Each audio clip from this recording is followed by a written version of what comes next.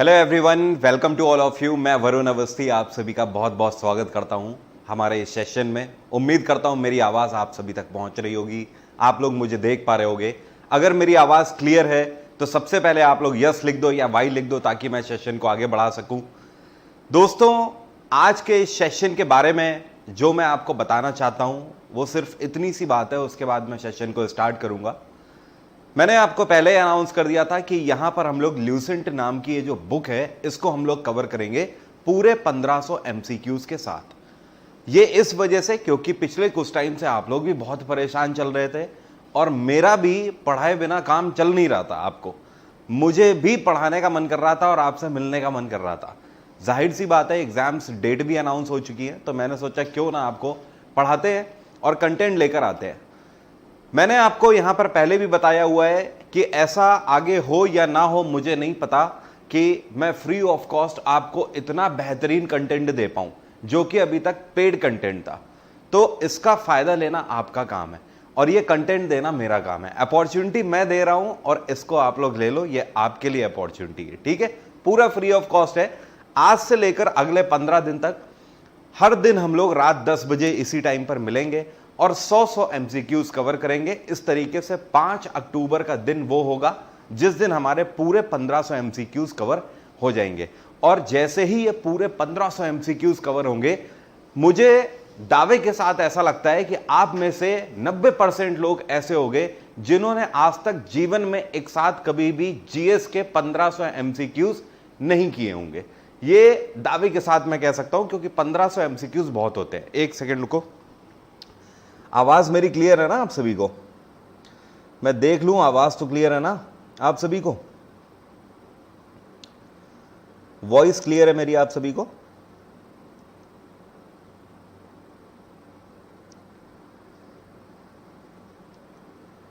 Am I properly audible to all?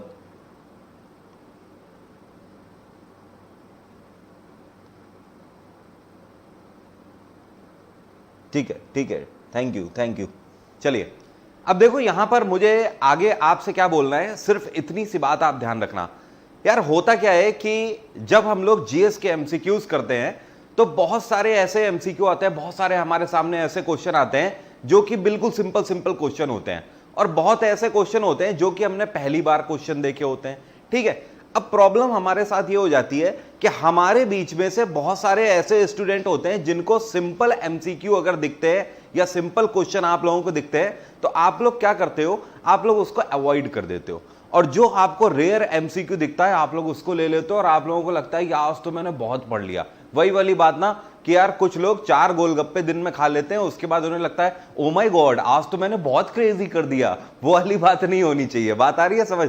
तो ये जो 4 एमसीक्यू लगा लेना और वो भी रेयर वाले 4 जीएस के कहीं से क्वेश्चन मिल गए हमें और ऐसे क्वेश्चन देख लिए, मान लो 4 यूपीएससी के क्वेश्चन हमने लगा लिए, ठीक है, तैयारी कर रहे हैं एसएससी की या रेलवे की। उसके बाद आज हम सोचते हैं ओ माय गॉड आज तो मैंने बहुत क्रेजी कर लिया। उसका कोई सेंस नहीं बनने वाला।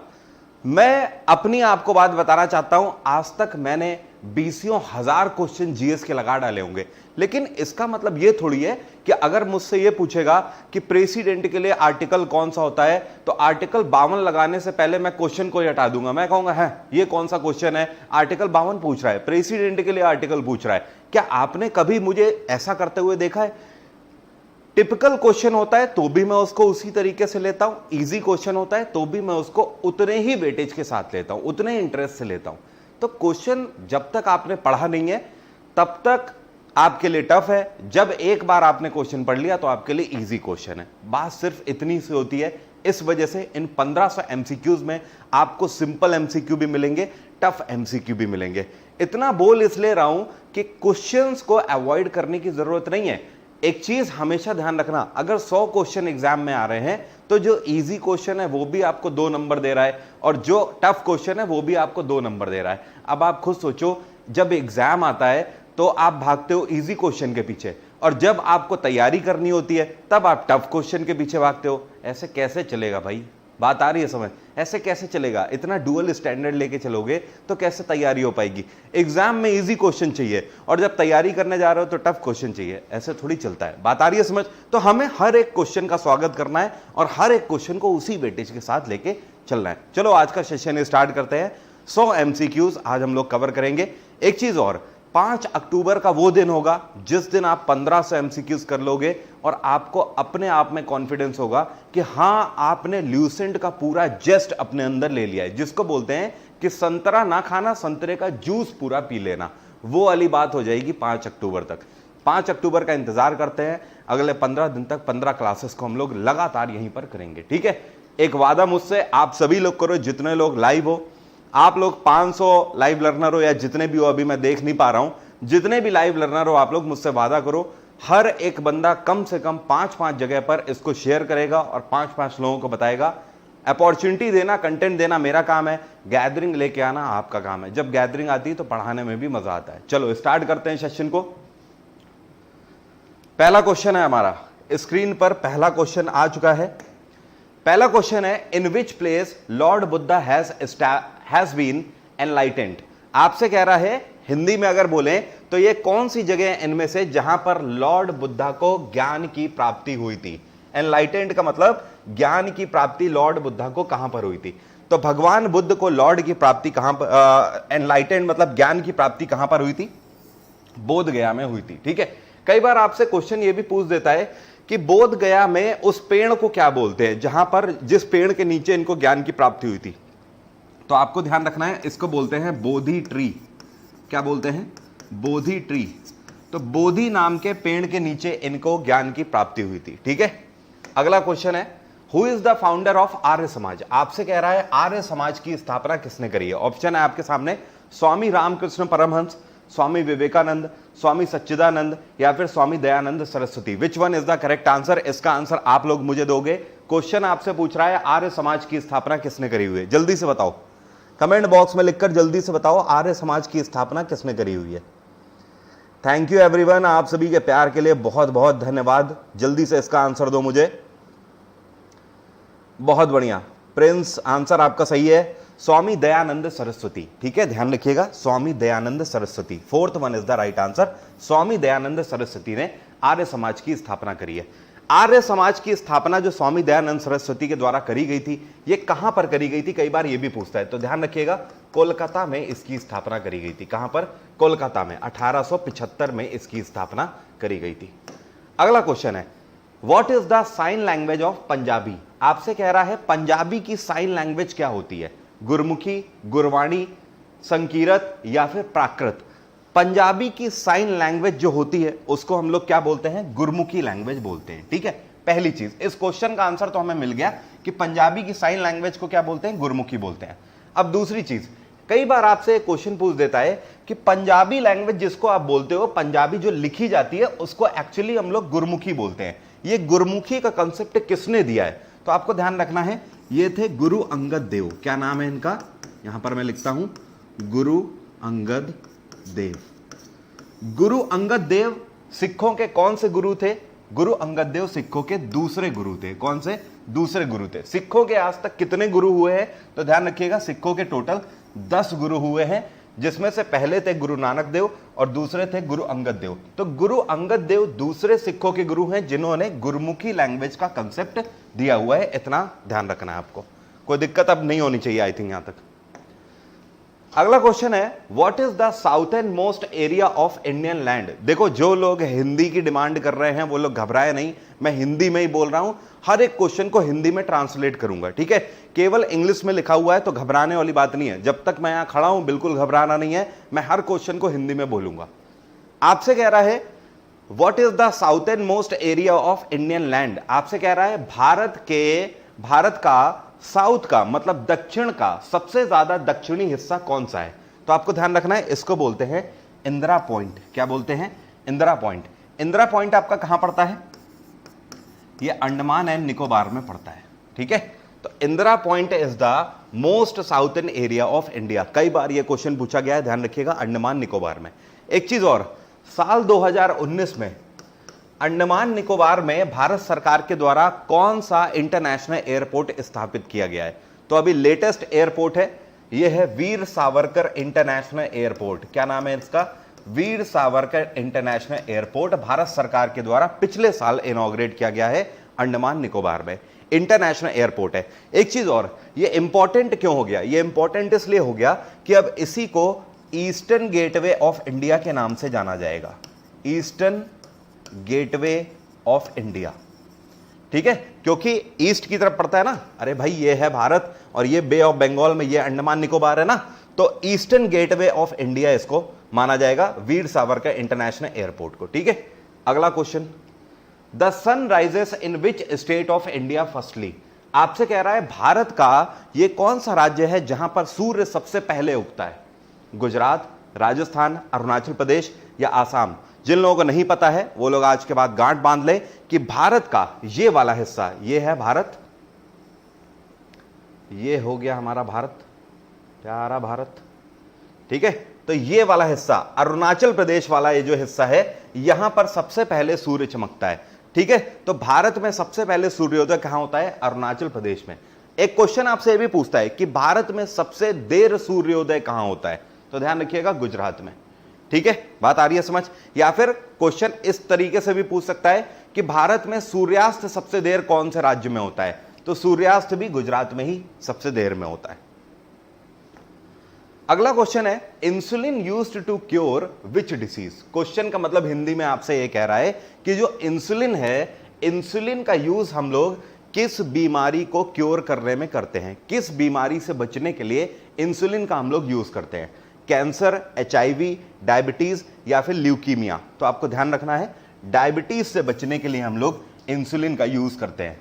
कई बार आपसे यह भी क्वेश्चन पूछ देता है, हमारी बॉडी का यह कौन सा पार्ट होता है जहां से इंसुलिन नाम का हार्मोन जनरेट होता है? तो यह है पैंक्रियास। क्या है? पैंक्रियास। पैंक्रियास से दो हार्मोन जनरेट होते हैं, एक होता है आपका इंसुलिन और दूसरा होता है ग्लूकेगॉन। क्या बोलते हैं इसको? ग्लूकेगॉन। तो इंसुलिन क्या करता है? इंसुलिन हमारी बॉडी में जो शक्कर होती है, जिसको शुगर बोलते हैं, शुगर को ग्लूकोज में कन्वर्ट करता है, और ग्लूकेगॉन क्या करता है? उसको ग्लूकोज की फॉर्म में संरक्षित करता है। मतलब इंसुलिन क्या कर रहा है, आप जितनी भी शक्कर खाते हो, आप जितनी भी शुगर खाते हो, ठीक है, उसको क्या करता है? ग्लूकोज में कन्वर्ट कर देता है। ठीक है, तो ये तो अच्छी चीज हुई ना।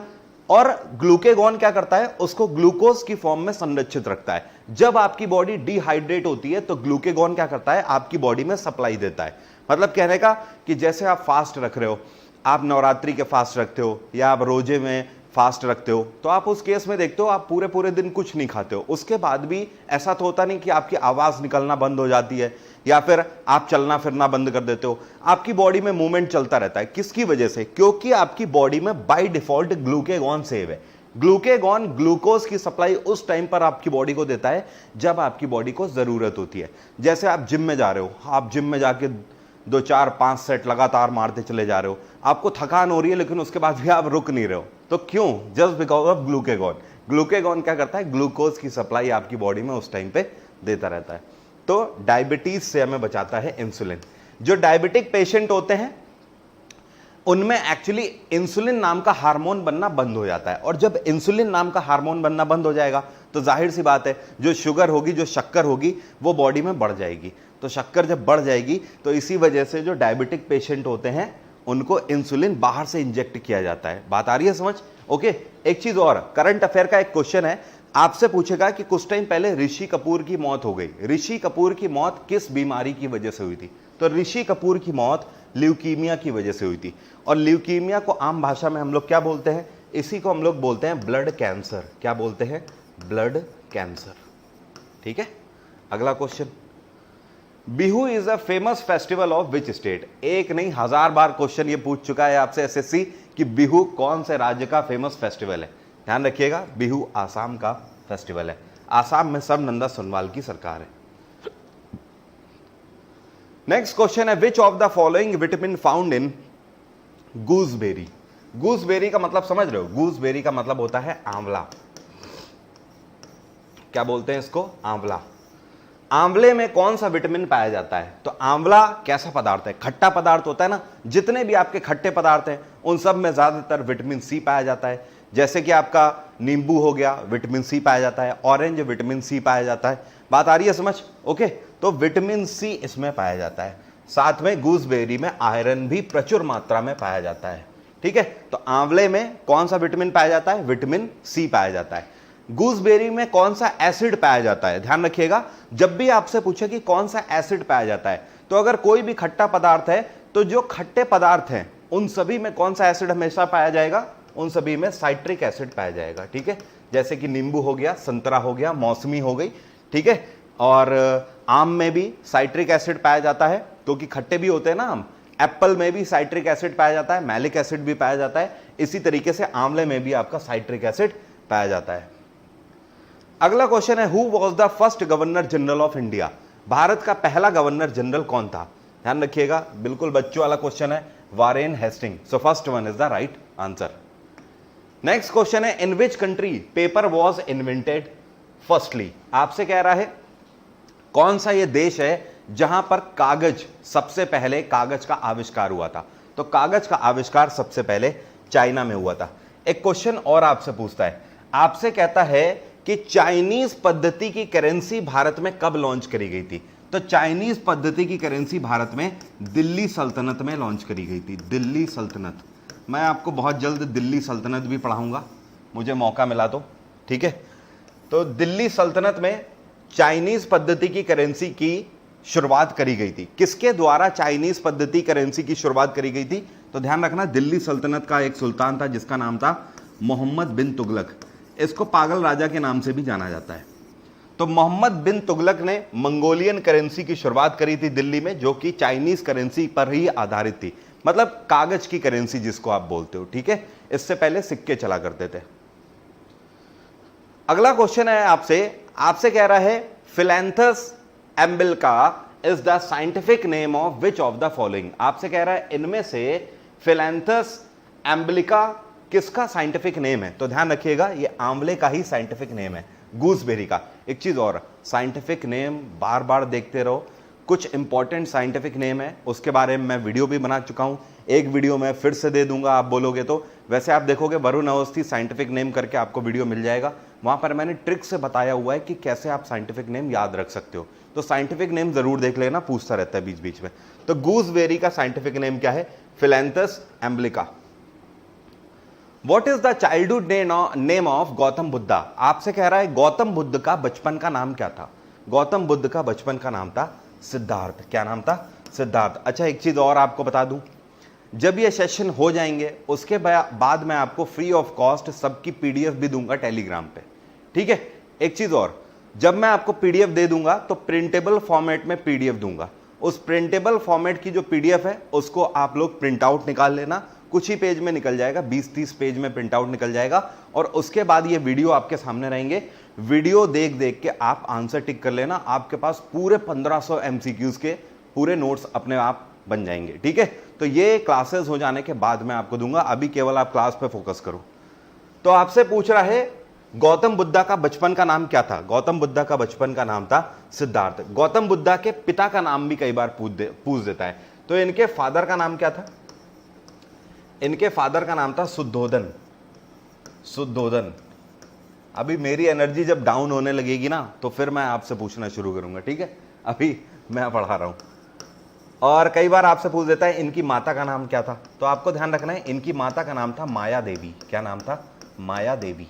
तो माया देवी गौतम बुद्धा की माता का नाम और शुद्धोधन इनके पिता का नाम। Who is the supreme commander of Indian arm forces? आपसे कह रहा है इंडियन आर्म फोर्सेस मतलब Indian army, Indian navy, Indian air force, तीनों का डायरेक्ट कमांडर कौन होता है? तो तीनों का डायरेक्ट कमांडर राष्ट्रपति होता है। कौन होता है? राष्ट्रपति। जो प्रेसिडेंट है, प्रेसिडेंट के एक आदेश पर Indian army, Indian navy, Indian air force तीनों मूव कर जाएंगे। राष्ट्रपति के लिए आर्टिकल कौन सा होता है? Article 52। Night blindness is caused by lack of which vitamin? आपसे कह रहा है जो ये नाइट ब्लाइंडनेस है, नाइट ब्लाइंडनेस नाम की जो बीमारी होती है, ये किस विटामिन की कमी से होती है? ये विटामिन ए की कमी से होती है। जिसमें आप कलर्स को पहचान नहीं पाते हो। बात आ रही है समझ? जिसमें आप कलर्स को पहचान नहीं पाते हो, तो ये विटामिन ए की कमी से होती है। सो first one is the correct answer. Vitamin A का रिच सोर्स क्या है? तो ध्यान रखिएगा, एप्पल। एप्पल में आपका विटामिन ए प्रचुर मात्रा में पाया जाता है। एप्पल में आयरन भी पाया जाता है। Pongal is a famous festival of which state? Pongal इनमें से किस राज्य का फेमस फेस्टिवल है? बता सकते हो? इसका आंसर आप लोग दोगे कमेंट बॉक्स में लिखकर। जल्दी से बताओ, जल्दी से बताओ कमेंट बॉक्स में लिखकर। पोंगल इनमें से कौन से राज्य का फेमस फेस्टिवल है? जल्दी से। ओमकेश शिंदे, कैरेट बिल्कुल सही है, बिल्कुल सही है। स्पिनाच, पालक हो गई, गाजर हो गया और एप्पल हो गए, इन सब में विटामिन ए आपका पाया जाता है और आयरन भी प्रचुर मात्रा में। बिल्कुल सही। मेरे पास 3 तरीके के देखो आंसर आ रहे हैं। कुछ लोग कर्नाटक बोल रहे हैं, कुछ लोग केरल बोल रहे हैं, कुछ लोग तमिलनाडु बोल रहे हैं। हमारे ऐसे भाई साहब जितने भी शूरवीर हैं जो लोग बोल रहे हैं तमिलनाडु, उन सभी का आंसर सही है। तमिलनाडु का फेमस फेस्टिवल है पोंगल। ठीक है, तो अब ये गलती नहीं होनी चाहिए। आप देख रहे हो ना, इसी वजह से कहता हूं क्वेश्चन छोटा बड़ा नहीं होता यार। क्वेश्चन अगर हमें आ रहा है तो हमें 2 नंबर देके जाएगा, क्वेश्चन नहीं आ रहा है तो चाहे जितना छोटा क्वेश्चन हो हमारे लिए तो टफ हो गया ना। तो आप देख रहे हो छोटे छोटे क्वेश्चन है, लेकिन हम लोग गलत कर रहे हैं। बचपन से पढ़ते चले आ रहे हैं डांस, फेस्टिवल, राज्यों के, लेकिन आज तक हम लोग इन क्वेश्चंस को गलत करते हैं क्योंकि हम ओवर कॉन्फिडेंट हो जाते हैं। ठीक है, हम भागते हैं रेयर क्वेश्चन के पीछे। ओके, अभी एक दिन मैंने क्विज लिया था टेलीग्राम पे, सारी गलतफहमी दूर कर दी थी। इतने सिंपल सिंपल क्वेश्चन पूछ रहा था और सबके क्वेश्चन फिर से गलत हो रहे थे। तो हमें बेसिक क्वेश्चंस पर ज्यादा ध्यान देना है यार। अगर एसएससी में 25 क्वेश्चन पूछे जा रहे हैं या रेलवे में आपके जितने भी क्वेश्चन पूछे जा रहे हैं, कोई भी पेपर उठा के देखो, 95% क्वेश्चन रिपीटेड होते हैं। 95% क्वेश्चन बिल्कुल सिंपल होते हैं, 5% क्वेश्चन रेयर होते हैं। अब आप एक बात बताओ, अगर सिलेक्शन लेना है तो 5% क्वेश्चन के पीछे फोकस करोगे या 95% के पीछे करोगे? 95% के पीछे करोगे ना। तो इसीलिए कह रहा हूं सिंपल क्वेश्चंस के पीछे जाया करो, रेयर क्वेश्चन के पीछे मत जाओ, आप उसको कभी नहीं पकड़ पाओगे। बात आ रही है समझ? दुनिया की कौन से कोने से क्वेश्चन पूछ देगा आपको क्या पता, तो उसके पीछे मत जाओ। लेकिन हमें पता है प्रेसिडेंट से, फंडामेंटल राइट से क्वेश्चन तो बनना ही बनना है ना, इनको पक्का करो। अगला क्वेश्चन है, हु हैज इन्वेंटेड टेलीविजन? कई बार आपसे एक क्वेश्चन पूछा जा रहा है कि टेलीविजन का आविष्कार किसके द्वारा किया गया है? तो इनका नाम है J.L. बियर्ड। ठीक है, पूरा नाम इनका क्या है? जॉन लॉगी बियर्ड। ये इन्वेंटर है किसके? टेलीविजन के। एक आपसे कई बार क्वेश्चन पूछ देता है, ईमेल को किसने इन्वेंट किया है? ईमेल आप भेजते हो ना, तो ईमेल के इन्वेंटर कौन है? इनका नाम है रे टॉमलिंसन। यहां पर मैं लिखता हूं रे टॉमलिंसन। रे टॉमलिंसन ने ईमेल को इन्वेंट किया। कब किया था? 1972 में किया था। आप लोग देखते हो, आप किसी भी वेबसाइट में जाते हो तो ऊपर लिखा रहता है www। www का मतलब है वर्ल्ड वाइड वेब। इसका आविष्कार किसने किया? तो इनका नाम है टिम बर्नर्स ली। क्या नाम है? Tim Berners Lee. ठीक है, तो ध्यान रखना, टिम बर्नर्स ली, इन्होंने www का आविष्कार किया। इसी तरीके से ईमेल का आविष्कार रे टॉमलिंसन ने और जॉन लॉगी बियर्ड ने टेलीविजन का आविष्कार किया हुआ है। एक आपसे एक बार आईबी का आज से 2 या 3 साल पहले यार हड़कंप मच गया था। आईबी के पेपर में एक फुल फॉर्म ये पूछी गई थी, www मतलब 4 बार W आपसे पूछा, तो इसका फुल फॉर्म है वर्ल्ड वाइड वेब, और ये जो चौथा W था इसका मतलब है worm, world wide web worm. ठीक है, और वॉर्म का यहां पर मतलब क्या है? वॉर्म का मतलब है write once read many, write once read many. ठीक है, तो वर्ल्ड वाइड वेब वॉर्म, ये आपको ध्यान रखना है 4 बार अगर W आपसे पूछे तो। अगला question, who was the first female ruler of India? Bharat की पहली फीमेल रूलर कौन थी? तो ध्यान रखिएगा, ये कौन थी? रजिया सुल्ताना। रजिया सुल्ताना दिल्ली सल्तनत की महिला शासक थी। कौन सी डायनेस्टी से बिलोंग करती थी? ये स्लेव डायनेस्टी से बिलोंग करती थी, जिसको हिंदी में गुलाम वंश के नाम से जाना जाता है। क्या बोलते हैं? गुलाम वंश। रजिया सुल्ताना का टाइम पीरियड क्या था? ये 1236 से लेकर 1240 तक शासन कर रही थी। ठीक है, रजिया सुल्तान ने कितने तरीके के सिक्के लागू किए थे? परेशान मत हो, मैं दिल्ली सल्तनत आपको पढ़ाऊंगा बहुत जल्द, मौका मिला तो। रजिया सुल्तान ने 3 तरीके के सिक्के जारी किए थे, एक सिक्का, दूसरा सिक्का, तीसरा सिक्का। पहले सिक्के में लिखा हुआ था इल्तुतमिश की बेटी, दूसरे सिक्के में लिखा हुआ था न्याय की रानी, और तीसरे सिक्के में लिखा हुआ था दिल्ली सल्तनत की महारानी। एक बार फिर से देखो, पहले सिक्के में इल्तुतमिश की बेटी लिखा हुआ था, दूसरे में लिखा हुआ था न्याय की रानी, और तीसरे में लिखा हुआ था दिल्ली सल्तनत की महारानी। ये 3 सिक्के रजिया सुल्ताना के द्वारा जारी किए गए थे। अगला क्वेश्चन है, fish takes the breath by. आपसे कह रहा है जो मछली होती है, मछली सांस लेती है किससे? गिल्स, हार्ट, ब्रेन या लीवर? मछली गलफड़ों से लेती है ना सांस, gills is the right answer. अच्छा, कई बार आपसे ये भी पूछता है, जैसे हमारा हार्ट होता है, हमारा ये जो दिल है, इसमें कितने चैम्बर होते हैं? हमारे हार्ट में 4 चैम्बर होते हैं, 1 2 3 4। उसी तरीके से जो मछली का हार्ट होता है, इसमें कितने चैम्बर होते हैं? मछली के हार्ट में 2 ही चैम्बर होते हैं, 1 और 2। बात आ गई सब? तो फिश के हार्ट में कितने चैम्बर होते हैं? 2 चैम्बर। अगला क्वेश्चन है, हु गेव द स्लोगन इनकलाब जिंदाबाद? इसका आंसर आप लोग दो, मैं चाहता हूं जल्दी से बताओ। बिल्कुल सिंपल क्वेश्चन है, इनकलाब जिंदाबाद नाम का स्लोगन किसने दिया है? जल्दी से, विच one is the right answer? इनकलाब जिंदाबाद, विच one is the right answer?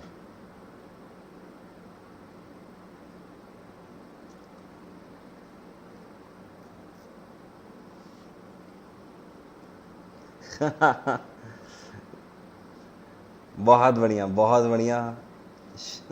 Shivani, पूर्णा, प्रीतम, ओमकेश, रोजी, समरत, लक्ष्मी, सभी का आंसर आ रहा है भगत सिंह। सभी का आंसर आ रहा है भगत सिंह। देखो अब यहां पर चैलेंजिंग क्या है? चैलेंजिंग क्या है, क्वेश्चन को समझो। इसी वजह से मैंने 2 तरीके के ऑप्शन रखे हुए हैं, दोनों तरीके के ऑप्शन। हम सभी को पता है, हम लोग जब भी छोटी छोटी बुक्स में पढ़ते हैं, जैसे स्पीडी जैसी जो बुक्स हैं, उनमें जब हम लोग पढ़ते हैं तो हमें हर जगह पर लिखा मिलता है कि इनकलाब जिंदाबाद का नारा भगत सिंह ने दिया था। ठीक है, लेकिन एक्चुअली है क्या कि इनकलाब जिंदाबाद भगत सिंह ने उस टाइम पर नारे लगाना स्टार्ट किया था जेल में। तो भगत सिंह इतने फेमस हो गए थे कि भारत में हर एक लीडर, जितने भी युवा थे, वो सब भगत सिंह को फॉलो करते थे, आज भी फॉलो करते हैं। तो भगत सिंह का जो इन्फ्लुएंस था उस टाइम पे, भगत सिंह के को जो फॉलो करने वाले थे, वो अपने चरम पर इतनी ज्यादा थी कि लोगों को यही लगता है कि इनकलाब जिंदाबाद का नारा एक्चुअली भगत सिंह के द्वारा दिया गया है, बट ऐसा है नहीं।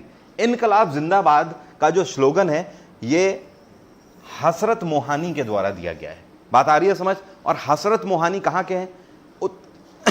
उत्तर प्रदेश का एक जिला है जिसको बोलते हैं उन्नाव। आप में से कई लोग जानते भी होंगे। तो हसरत मोहानी के द्वारा दिया हुआ है। अब एक बात समझो, अब आपका क्वेश्चन ये होगा कि सर एग्जाम में हम आंसर क्या लगाएंगे? जब इस तरीके से आपको ऑप्शन दे दे, भगत सिंह और हसरत मोहानी दोनों ऑप्शन में दे दे, तो आप समझ जाना तुरंत कि आपसे हसरत मोहानी टिक कराना चाह रहा है। जब हसरत मोहानी ऑप्शन में होंगे तो हसरत मोहानी ही हमारा सही आंसर होगा, ना कि भगत सिंह। और अगर हसरत मोहानी ऑप्शन में नहीं होंगे तो आपका आंसर आपके सामने है भगत सिंह। बात आ गई समझ? कोई दिक्कत तो नहीं? अब कंफ्यूज मत होना इसमें। तो हसरत मोहानी आपका पहला आंसर होना चाहिए इनकलाब जिंदाबाद के स्लोगन पे।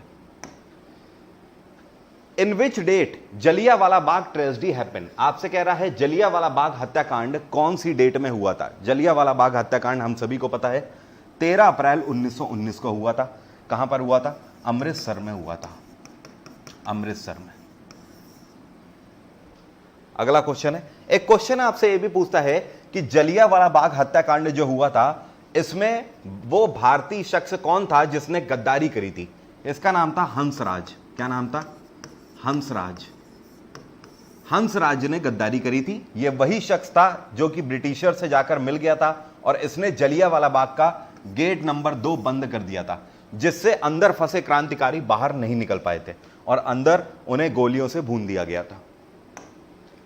After left the Congress Subhash Chandra Bose founded which group? आपसे कह रहा है कांग्रेस, हम सभी को पता है ना, कांग्रेस में पहले सुभाष चंद्र बोस थे, उसके बाद सुभाष चंद्र बोस ने कांग्रेस छोड़ दी थी। तो कांग्रेस छोड़ने के बाद सुभाष चंद्र बोस ने कौन सी पार्टी का गठन किया था? ध्यान रखिएगा, कांग्रेस छोड़ने के बाद सुभाष चंद्र बोस ने ऑल इंडिया फॉरवर्ड ब्लॉक का गठन किया था। कौन से ईयर में किया था? 1939 में किया था। अगर आपसे पूछे ऑल इंडिया फॉरवर्ड ब्लॉक का गठन कहां पर किया था सुभाष चंद्र बोस ने, तो ध्यान रखिएगा कोलकाता में किया था। कहां पर? कोलकाता। उस टाइम पर कलकत्ता के नाम से जाना जाता था। ओके, तो all India forward block party की स्थापना सुभाष चंद्र बोस ने कांग्रेस को छोड़ने के बाद ही करी थी। एक चीज और, रानी लक्ष्मीबाई रेजिमेंट की स्थापना भी सुभाष चंद्र बोस के द्वारा करी गई थी। कब करी गई थी? 1943 में, जब वर्ल्ड वॉर सेकेंड चल रहा था। ओके। और एक चीज और, कई बार आपसे क्वेश्चन ये भी पूछता है कि आजाद हिंद फौज के संस्थापक कौन है, तो आप लोग गलती कर देते हो, आजाद हिंद फौज के फाउंडर सुभाष चंद्र बोस को बता देते हो, लेकिन ये नहीं है। आजाद हिंद फौज के फाउंडर कौन है? ये है रास बिहारी बोस। कौन है? रास बिहारी बोस। जब आपसे पूछे who is the real founder of Azad Hind Fauj, तो आपका आंसर होगा सुभाष चंद्र बोस। ठीक है, तो एक बार फिर से देखो, फाउंडर ऑफ आजाद हिंद फौज कौन होंगे? रास बिहारी बोस। और रियल फाउंडर कौन होंगे? सुभाष चंद्र बोस। अगला क्वेश्चन है, who is known as Punjab Kesari? इनमें से कौन सा व्यक्ति है जिसको पंजाब केसरी के नाम से जाना जाता है? पूरा पंजाब क्या, पूरा भारत का ही युवा इनको मानता था, और इनका नाम क्या था? लाला लाजपत राय। लाला लाजपत राय को पंजाब केसरी के नाम से जाना जाता है। पूरे पंजाब के जितने भी युवा थे वो आंख बंद करके लाला लाजपत राय के ही पीछे चलते थे, उन्हीं के चरण कमलों पे चलना चाहते थे। भगत सिंह भी कहीं ना कहीं लाला लाजपत राय को ही फॉलो करते थे। तो लाला लाजपत राय को पंजाब केसरी के नाम से जाना जाता है। अगला क्वेश्चन है, JP Sanders was killed in which city? JP Sanders को कौन से शहर में मारा गया था? जेपी सैंडर्स ये वही शख्स है जिसने लाला लाजपत राय के सर में लाठियां मारी थी, जिनकी वजह से लाला लाजपत राय की 1928 में मृत्यु हो गई थी। बात आ रही है समझ? तो जेपी सैंडर्स को कौन से शहर में मारा गया था? इसका आंसर मुझे कमेंट बॉक्स में दो, जल्दी से आंसर दो। जेपी सैंडर्स को कौन से शहर में मारा गया था? आशीष, आंसर बिल्कुल सही है। आशीष का आंसर बिल्कुल सही है। अंसारी, अच्छा अंसारी जी हैं क्लास में आज, क्या बात है, आंसर सही है। नीलम, आंसर सही है। ऐसे योद्धा जो लोग लाहौर बोल रहे हैं सभी का आंसर सही है। ठीक है, लाहौर रेलवे स्टेशन के बाद जेपी सैंडर को मारा गया था। कई बार आपसे यह भी पूछता है कि जो 1928 में साइमन कमीशन था, तो ये जो साइमन कमीशन था ये कौन से रेलवे स्टेशन के बाहर उतरा था? तो ध्यान रखिएगा, साइमन कमीशन भी लाहौर रेलवे स्टेशन के बाहर उतरा था।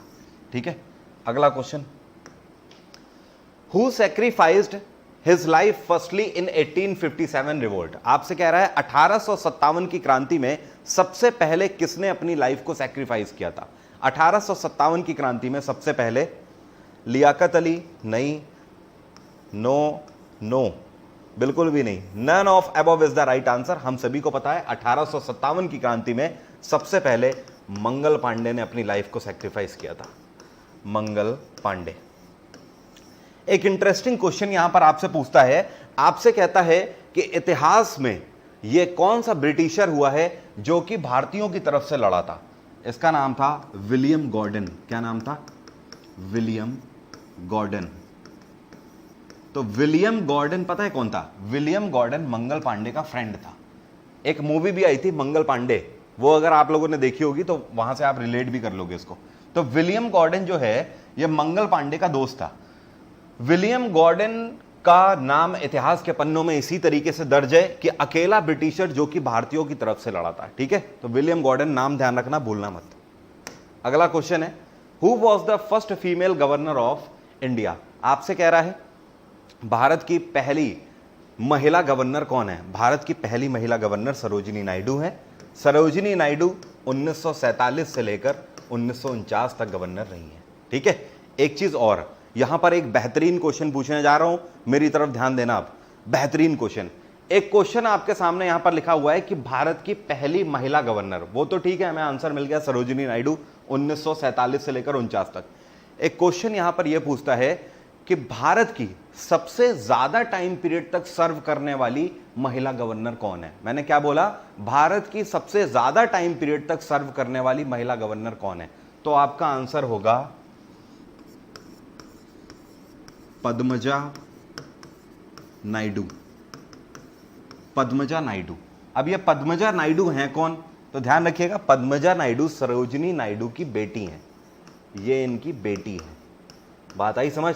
कोई दिक्कत तो नहीं? मजा आया ना क्वेश्चन सुन के? फिर से एक बार समझो, भारत की पहली महिला गवर्नर कौन है? सरोजिनी नायडू 1947 से 49 तक। और भारत की सबसे ज्यादा टाइम पीरियड तक सर्व करने वाली महिला गवर्नर कौन है? पद्मजा नायडू, जो कि सरोजिनी नायडू की बेटी है। कहां की गवर्नर रह चुकी हैं?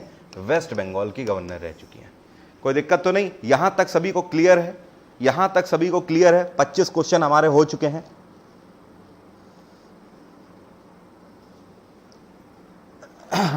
यहां तक सभी को क्लियर है? अरे परेशान मत हो, परेशान मत हो, मुगल एम्पायर मैं फिर से पढ़ा दूंगा, डोंट वरी। यहां तक सभी की समस्या का समाधान हो रहा है, कोई दिक्कत तो नहीं है। 25 क्वेश्चन हो चुके हैं, आगे बढ़ा जाए। ठीक है विशाल, ठीक है, ओके, आगे बढ़ते हैं। अगला question, the first female Indian who submitted mount Everest twice. आपसे कह रहा है पहली भारतीय महिला जिन्होंने माउंट एवरेस्ट को 2 बार चढ़ा है। तो माउंट एवरेस्ट की 2 बार चढ़ाई करने वाली पहली महिला है संतोष यादव। क्या नाम है इनका? संतोष यादव। अगला क्वेश्चन है, हु फाउंडेड ब्रह्म समाज। अभी हम लोगों ने इससे पहले आर्य समाज की बात करी थी, अब बात हो रही है ब्रह्म समाज। तो ब्रह्म समाज के संस्थापक कौन है? बता सकते हो? ब्रह्म समाज के संस्थापक कौन है? हु फाउंडेड ब्रह्म समाज? जल्दी से,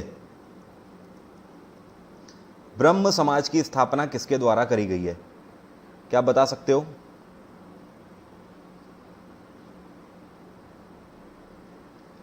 बहुत बढ़िया, बहुत बढ़िया, बिल्कुल सही आंसर आ रहे हैं, राजा राम मोहन राय। ठीक है, राजा Ram Mohan Roy.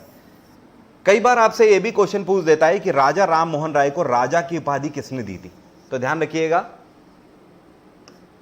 King of Khetri, king of Khetri, Khetri के राजाओं ने इनको राजा की उपाधि दी थी। एक चीज और ध्यान रखिएगा, अकबर सेकंड भी आपको ध्यान रखना है, अकबर सेकंड ने भी इनको राजा की उपाधि दी थी। अगला क्वेश्चन है, who said back to the Vedas. आपसे कह रहा है इनमें से कौन सा व्यक्ति है जिसने स्लोगन दिया है कि वेदों की ओर लौटो। वेदों की ओर लौटो किसने कहा है? यह कहा है स्वामी दयानंद सरस्वती। दयानंद सरस्वती का कहना था बैक टू द वेदास, वेदों की ओर लौटो। इसका मतलब यह है कि हमें कितना भी आगे बढ़ जाना चाहिए, लेकिन हमें अपनी रूट्स को नहीं भूलना चाहिए। हमारा एक पैर चाहे कितने भी आसमान में चला जाए, लेकिन एक पैर जमीन पे ही होना चाहिए। तो बैक टू द वेदास, वेदों की ओर लौटो, अपनी रूट्स की ओर लौटो। What is the real name of Swami Dayanand. आपसे कह रहा है स्वामी दयानंद का रियल नेम क्या था? स्वामी दयानंद का रियल नेम था मूल शंकर। क्या नाम था? मूल शंकर। क्योंकि एक्चुअली जो इनका जन्म हुआ था, इनका जन्म जो हुआ था ये धनु राशि में हुआ था और मूल नक्षत्र में हुआ था, इस वजह से इनका जो रियल नेम था ये मूल शंकर था। बात आ रही है समझ? ये कम ही लोगों को पता होता है, लोग रट लेते हैं कि मूल शंकर इनका रियल नेम था। क्यों था? क्योंकि धनु नक्षत्र में इनकी पैदाइश थी और धनु राशि और मूल नक्षत्र में, इस वजह से मूल शंकर इनका नाम था। अगला क्वेश्चन है, When was Vasco da Gama came into India? Vasco डा गामा जो कि पहला पुर्तगाली था, यह भारत में कब आया था? यह आया था 1498 में। एक क्वेश्चन आपसे यह भी पूछता है कि पुर्तगाली अपने साथ क्या क्या लाए थे भारत में। पुर्तगाली अपने साथ बहुत सारी चीजें लाए थे, जैसे कि व्हाइट पेपर लाए थे, व्हाइट पेपर, सफेद मिर्च, ब्लैक पेपर, काली मिर्च, ठीक है, टोबैको लाए थे मतलब तंबाकू, साथ में लाए थे टोमेटो मतलब टमाटर, पोटैटो भी लाए थे मतलब आलू। ये सारी चीजें पुर्तगाली अपने साथ भारत में लेकर आए थे। ठीक है, अगला question, when east India company had come in India. East India company मतलब ब्रिटिशर्स भारत में कब आए? ईस्ट इंडिया कंपनी सन 1600 में भारत आई थी। ठीक है, और ईस्ट इंडिया कंपनी में आने के बाद पहला ब्रिटिशर जो कि मुगलिया सल्तनत के कोर्ट में आया था, यह कौन था? यह था captain Hawkins. Captain Hawkins. Captain Hawkins किसके कोर्ट में आया था? यह जहांगीर के कोर्ट में आया था। किसके? जहांगीर के कोर्ट में। कब आया था? यह आया था 1608 में जहांगीर के कोर्ट में। एक क्वेश्चन अभी उस दिन मैंने आपसे टेलीग्राम में पूछा था, क्विज में मैंने आपसे क्वेश्चन पूछा था, वहां पे हर आदमी गच्चा खा गया था, आप में से कोई नहीं बता पाया था वो क्वेश्चन। मैंने पूछा था जहांगीर ने किसको खान की उपाधि दी थी? किसको खान की उपाधि दी थी? ध्यान रखिएगा, जहांगीर ने खान की उपाधि कैप्टन हॉकिंस को ही दी थी। यह पहला व्यक्ति था जो कि ब्रिटिशर था और मुगलिया सल्तनत के कोर्ट में आया था। बात आ गई समझ? तो ये दोनों चीजें ध्यान रखना। जहांगीर ने खान की उपाधि किसको दी? कैप्टन हॉकिंस को, जो कि पहला ब्रिटिशर 1608 में जहांगीर के कोर्ट में आया था। Guru Nanak Dev was born in which place? आपसे कह रहा है सिखों के पहले गुरु या फिर सिख धर्म के संस्थापक भी हम लोग बोलते हैं इनको। गुरु नानक देव का जन्म कहां पर हुआ था? मुझे पता है पक्का गच्चा खाओगे, आंसर करो पहले मुझे, फिर बताता हूं। जल्दी से आंसर करो। सिखों के पहले गुरु गुरु नानक देव जी का जन्म कहां पर हुआ था? बहुत बढ़िया, बहुत बढ़िया। देखिए आंसर आने लगे हैं। कई लोग बोल रहे हैं ओह गॉड, कई लोग करतारपुर बोल रहे हैं, कई लोग लुम्बिनी बोल रहे हैं। अरे यार इतना सितम तो मत ढाओ, लुम्बिनी तो मत बोलो कम से कम। लुम्बिनी का मतलब पता है क्या है? लुम्बिनी आज की डेट में किसको बोलते हैं? लुम्बिनी नेपाल को बोलते हैं भाई, ठीक है? इतना सितम मत ढाओ देखो गुरु नानक देव का जन्म कहाँ हुआ था? गुरु नानक देव का जन्म ननकाना साहिब में हुआ था। कहाँ हुआ था? ननकाना साहिब। तो जितने लोग ननकाना साहिब बोल रहे हैं उनका आंसर सही है। ननकाना साहिब में जन्म हुआ था। हम लोग कंफ्यूज इसी में हो जाते हैं। करतारपुर जो लोग बोल रहे हैं वो लोग ध्यान रखिए, करतारपुर में डेथ हुई थी, ठीक है? तो गुरु नानक देव का जन्म ननकाना साहिब में और डेथ कहां पर हुई? करतारपुर में। क्लियर? एक चीज और, करंट अफेयर का क्वेश्चन है। साल 2019 में गुरु नानक देव की कौन सी बर्थ एनिवर्सरी मनाई गई? साल 2019 में गुरु नानक देव की 550वीं बर्थ एनिवर्सरी मनाई गई, ठीक है? Who has given the concept of Khalsa? आपसे कह रहा है इनमें से कौन से सिख गुरु हुए हैं जिन्होंने खालसा का कंसेप्ट दिया है? पहले तो ये जानो खालसा का कंसेप्ट होता क्या है। खालसा का कंसेप्ट ही नहीं पता आप लोगों को। खालसा का कंसेप्ट ये है कि 5K, यहां पर कहा गया कि 5K हर सिख ऑप्ट करेगा। 5K, एक सेकेंड रुकिएगा प्लीज। ये कहां बज रहा है? ओ गॉड, रुको एक मिनट।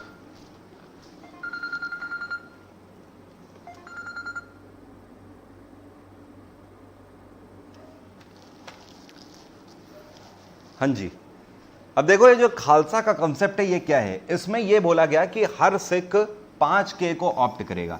ये 5K हैं क्या? एक है केश, केश मतलब बाल। दूसरा है कृपाण, कृपाण मतलब छोटी सी वो छुरी होती है, कृपाण आप उसे बोलते हो, उसका शुद्ध वर्ड कृपाण होता है।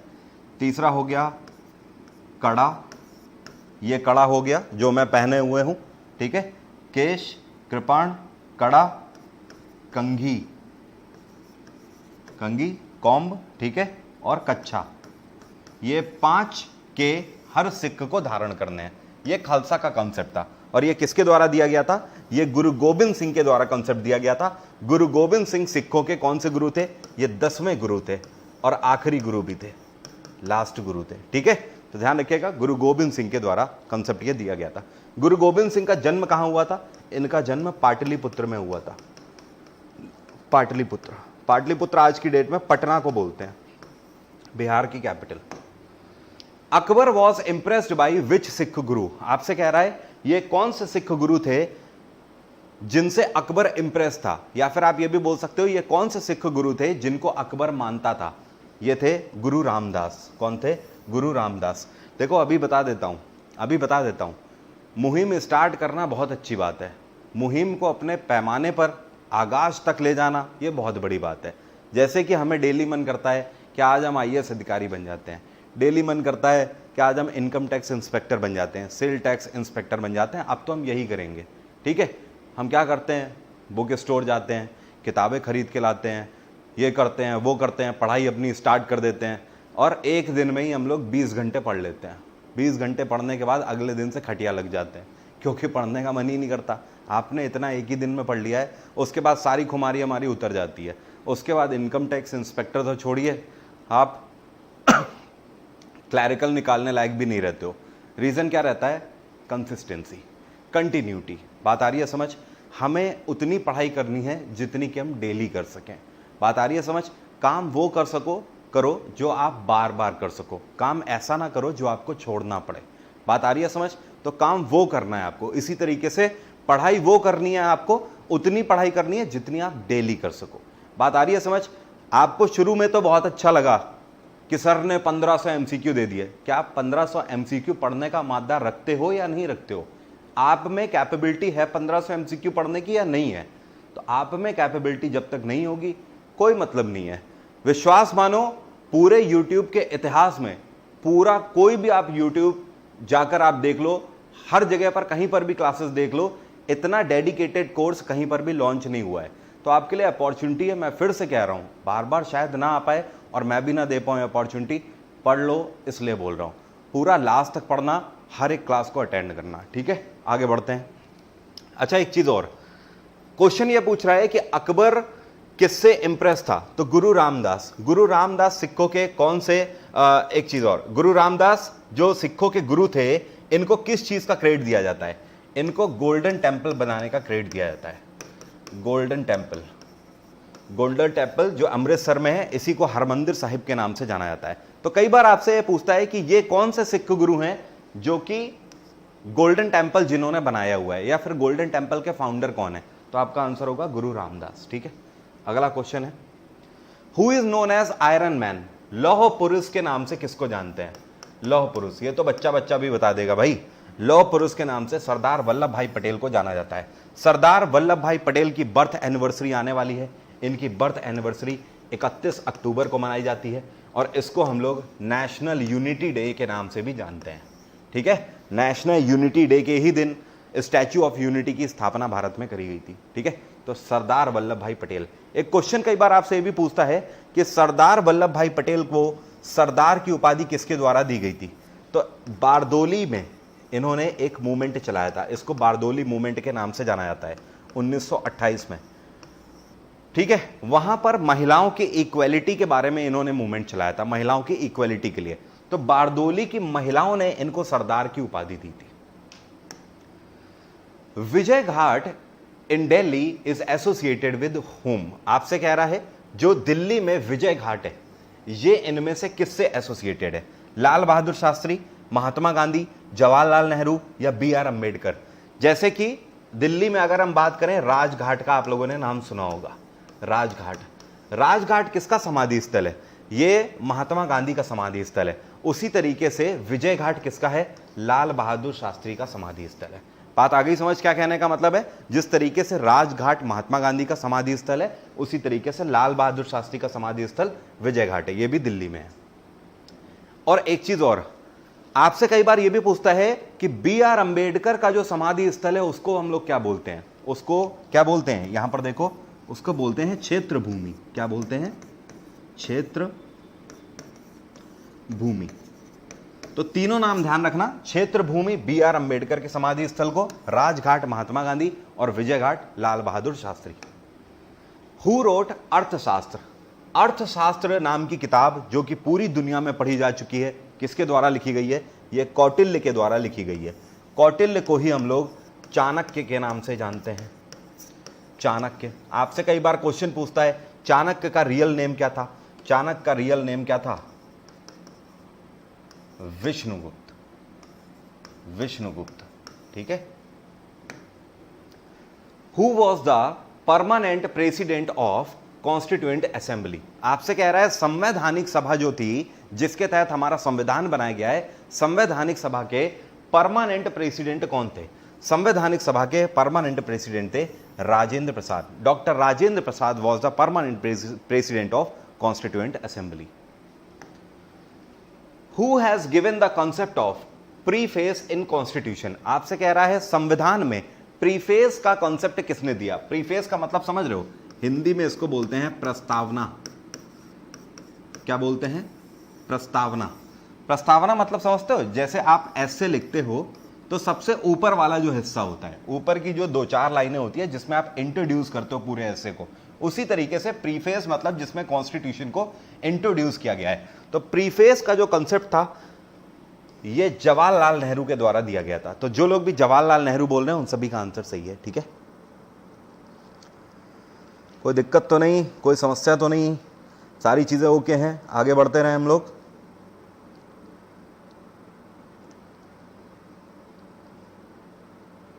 चलिए आगे बढ़ते हैं। When we observe Red Cross Day, आपसे कह रहा है रेड क्रॉस डे हम लोग किस दिन मनाते हैं? रेड क्रॉस डे हम लोग मनाते हैं 8 मई को। 8 मई को हर साल हम लोग रेड क्रॉस डे के रूप में मनाते हैं। रेड क्रॉस डे क्यों मनाते हैं आपको पता है? इनका नाम आप लोगों ने शायद ही सुना हो, आज आप देख लो इनका नाम। इनका नाम है हेनरी डुनांट। हेनरी डुनांट कहां से बिलोंग करते थे? ये स्विट्जरलैंड से बिलोंग करते थे। कहां से? स्विट्जरलैंड से। और स्विट्जरलैंड में ये क्या थे? ये एक एक्टिविस्ट थे, ठीक है, एक्टिविस्ट थे, ओके, और एक फिलोसफर भी थे। तो हेनरी डुनांट ने एक वॉर के दौरान वॉर के सोल्जर्स के वुंड्स जो थे, उनके जो जख्म थे, उनको हील करने के लिए उनका उपचार किया था एक बड़े पैमाने पर। इस वजह से हेनरी डुनांट का जन्मदिन होता है 8 मई को। इस वजह से इनकी बर्थ एनिवर्सरी वाले दिन ही 8 मई को रेड क्रॉस डे के रूप में मनाते हैं। रेड क्रॉस डे का मतलब लोगों की जान बचाने के लिए एक तरीके से ट्रिब्यूट है, सोल्जर्स की जान बचाने के लिए दिन। Which of the following country is known as the land of rising sun? आपसे कह रहा है हिंदी में अगर बोलें तो उगते सूरज का देश किसको बोलते हैं? उगते सूरज का देश किसको बोलते हैं? नॉर्वे, जापान, इंडिया या जर्मनी? इसका आंसर आप लोग करोगे, बच्चा बच्चा इसका आंसर जानता है, जल्दी से बताओ। उगते सूरज का देश किसको बोलते हैं? बहुत बढ़िया, स्टडी पॉइंट, वेरी नाइस।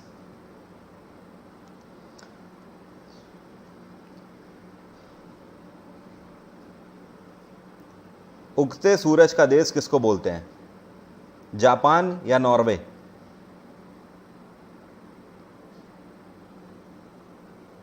जल्दी से। ये हैंग क्यों कर रहा है भाई?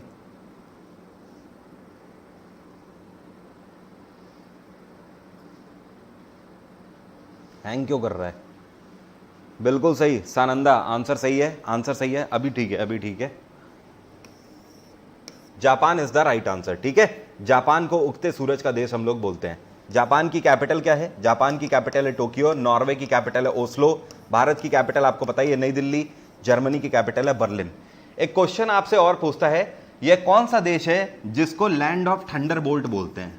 लैंड ऑफ थंडरबोल्ट, तो लैंड ऑफ थंडरबोल्ट बोलते हैं हम लोग भूटान को। किसको बोलते हैं? भूटान को। यह भी ध्यान रखना, Bhutan is known as land of thunderbolt. अगला क्वेश्चन है, Onam is the famous festival of which state? Onam इनमें से कौन से राज्य का फेमस फेस्टिवल है? आसाम, उड़ीसा, आंध्र प्रदेश या केरल? जल्दी से आंसर करो, जल्दी से आंसर करो। Onam, Onam is the festival of which state? बहुत बढ़िया, बहुत बढ़िया, जबरदस्त तरीके से आंसर आ रहे हैं, very nice. Kerala is the right answer, ठीक है।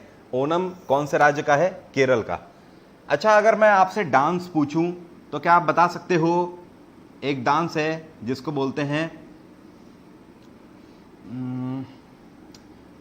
छपेली।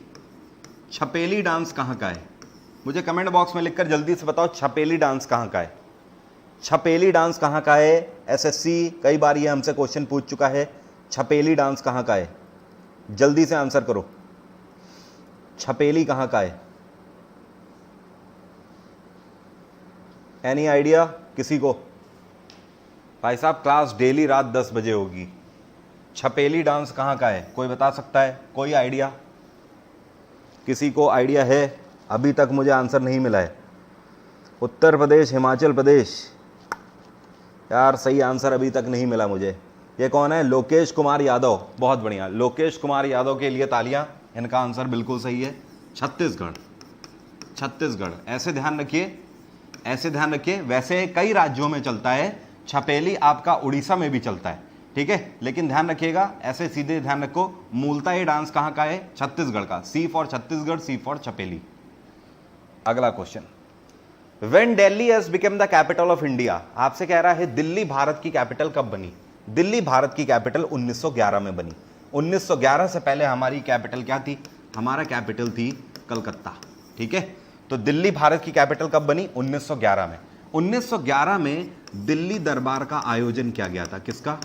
दिल्ली दरबार का। ये जो दिल्ली दरबार का आयोजन किया गया था, ये कहां किया गया था? ये दिल्ली में ही किया गया था। और इसमें जॉर्ज फिफ्थ भारत में चीफ गेस्ट थे। तो यहीं पर अनाउंसमेंट किया गया था वॉरेन हेस्टिंग के द्वारा।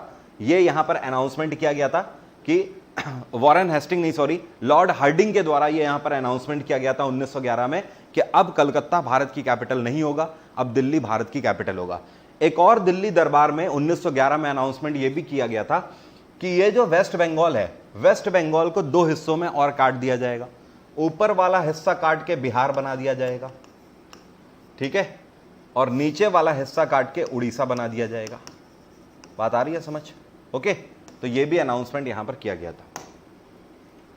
विच of the following is the national bird of India? Bharat का नेशनल बर्ड क्या है? बिल्कुल बच्चा बच्चा जानता है, यह है पीकॉक। पक्का लॉक कर दूं? देख लो, फिर मत बोलना स्पैरो है। स्पैरो तो नहीं है, अभी बता दो जल्दी से,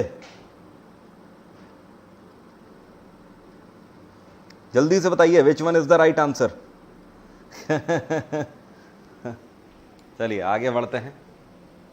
विच planet is known as the galaxy like planet? आपसे कह रहा है इनमें से कौन सा प्लैनेट है जिसको गैलेक्सी लाइक प्लैनेट के नाम से जाना जाता है?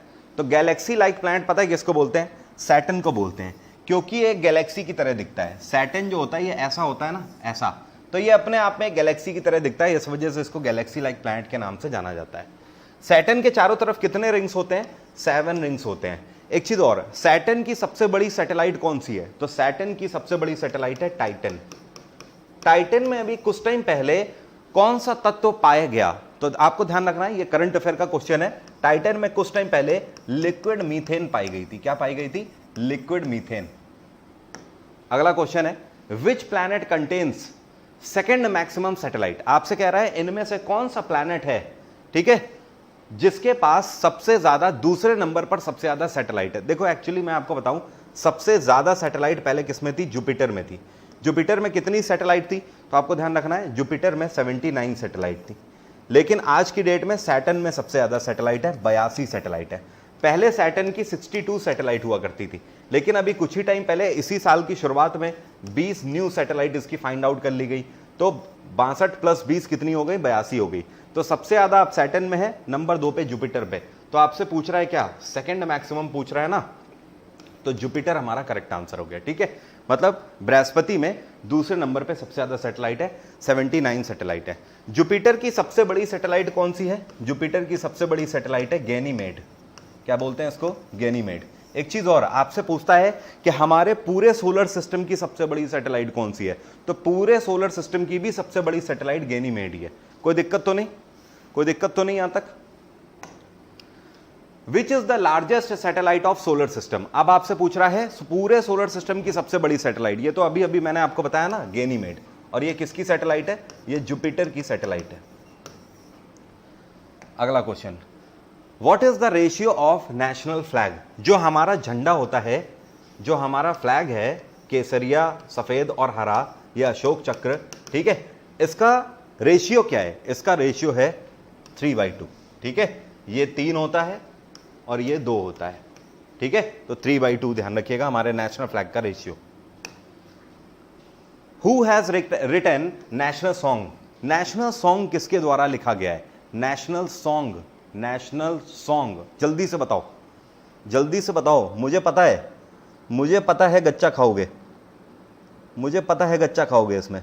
जल्दी से बताओ, आंसर बता दो मुझे जल्दी से।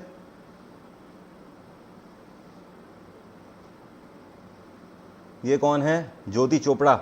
ज्योति आंसर बिल्कुल सही है आपका, ज्योति आंसर बिल्कुल सही है। मुझे पता था कई लोग अच्छा खाओगे। अविरल आंसर सही है, आशीष मुंडाल आंसर सही है। ये भाई साहब जितने भी हमारे शेर बोल रहे हैं, रवींद्रनाथ टैगोर, क्या कर रहे हो बाबू? रवींद्रनाथ टैगोर नेशनल एंथम, ठीक है। आप जन गण मन की बात कर रहे हो, वो नेशनल एंथम है, नेशनल सॉन्ग की यहां पर बात हो रही है, ठीक है, राष्ट्रीय गीत की। बंकिम चंद्र चटर्जी, वंदे मातरम की बात हो रही है भैया। बात आ रही है समझ? यहां पर जनगण मन की बात नहीं हो रही है। Who has given the title of राष्ट्रपिता टू महात्मा गांधी? महात्मा गांधी को राष्ट्रपिता का टाइटल किसके द्वारा दिया गया? राष्ट्रपिता का टाइटल सुभाष चंद्र बोस के द्वारा दिया गया महात्मा गांधी को।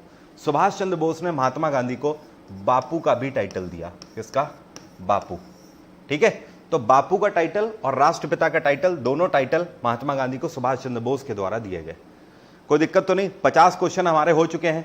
अगर बोर हो रहे हो तो क्लास अपनी ही है, मैं कल भी कंडक्ट कर सकता हूं। बोर हो रहे हो, जब आप लोग बोर होने लगोगे, जब आप लोगों को ज्यादा लगने लगेगा तो आप लोग बोल देना, जो ज्यादा तादाद होगी क्लास वहीं से मैं खत्म कर दूंगा, आगे पढ़ा दूंगा। 1500 एमसीक्यू करना हमारा टारगेट है, ठीक है। हो सकता है कभी कम ज्यादा चलता रहेगा, कभी एक एक दो दो क्लास भी दिन में ले लूंगा, तो जैसा हो बताओ। बोर तो नहीं हो रहे हो? अगर बोर हो रहे होगे तो रोक दूंगा, अगर नहीं बोर हो रहे हो तो फिर आगे बढ़ते हैं। ठीक है, ठीक है, ठीक है, कोई दिक्कत नहीं है। ज्यादा होने लगे तो बता देना, जब ऊपर से जाने लगे तो आगे बढ़ते हैं। Indian calendar follows which pattern? आपसे कह रहा है भारत का जो कैलेंडर है, हमारा जो कैलेंडर है, वो हम लोग इसमें कौन सा पैटर्न फॉलो करते हैं? हम लोग शक संवत फॉलो करते हैं। क्या इसको शक एरा भी बोलते हैं? एक क्वेश्चन आपसे यह पूछता है कि शक संवत किसके द्वारा दिया गया है कॉन्सेप्ट? ये कनिष्क के द्वारा दिया गया कॉन्सेप्ट है। किसके द्वारा? कनिष्क के द्वारा। ठीक है, अगला क्वेश्चन आप लोग बताओ और मैं जल ग्रहण करता हूं। जल्दी से बताइए, क्वेश्चन पढ़िए। आपसे पूछ रहा है pacemaker is associated with which organ? Pacemaker जो है ये कौन से ऑर्गन से एसोसिएटेड है? जल्दी से आंसर करो।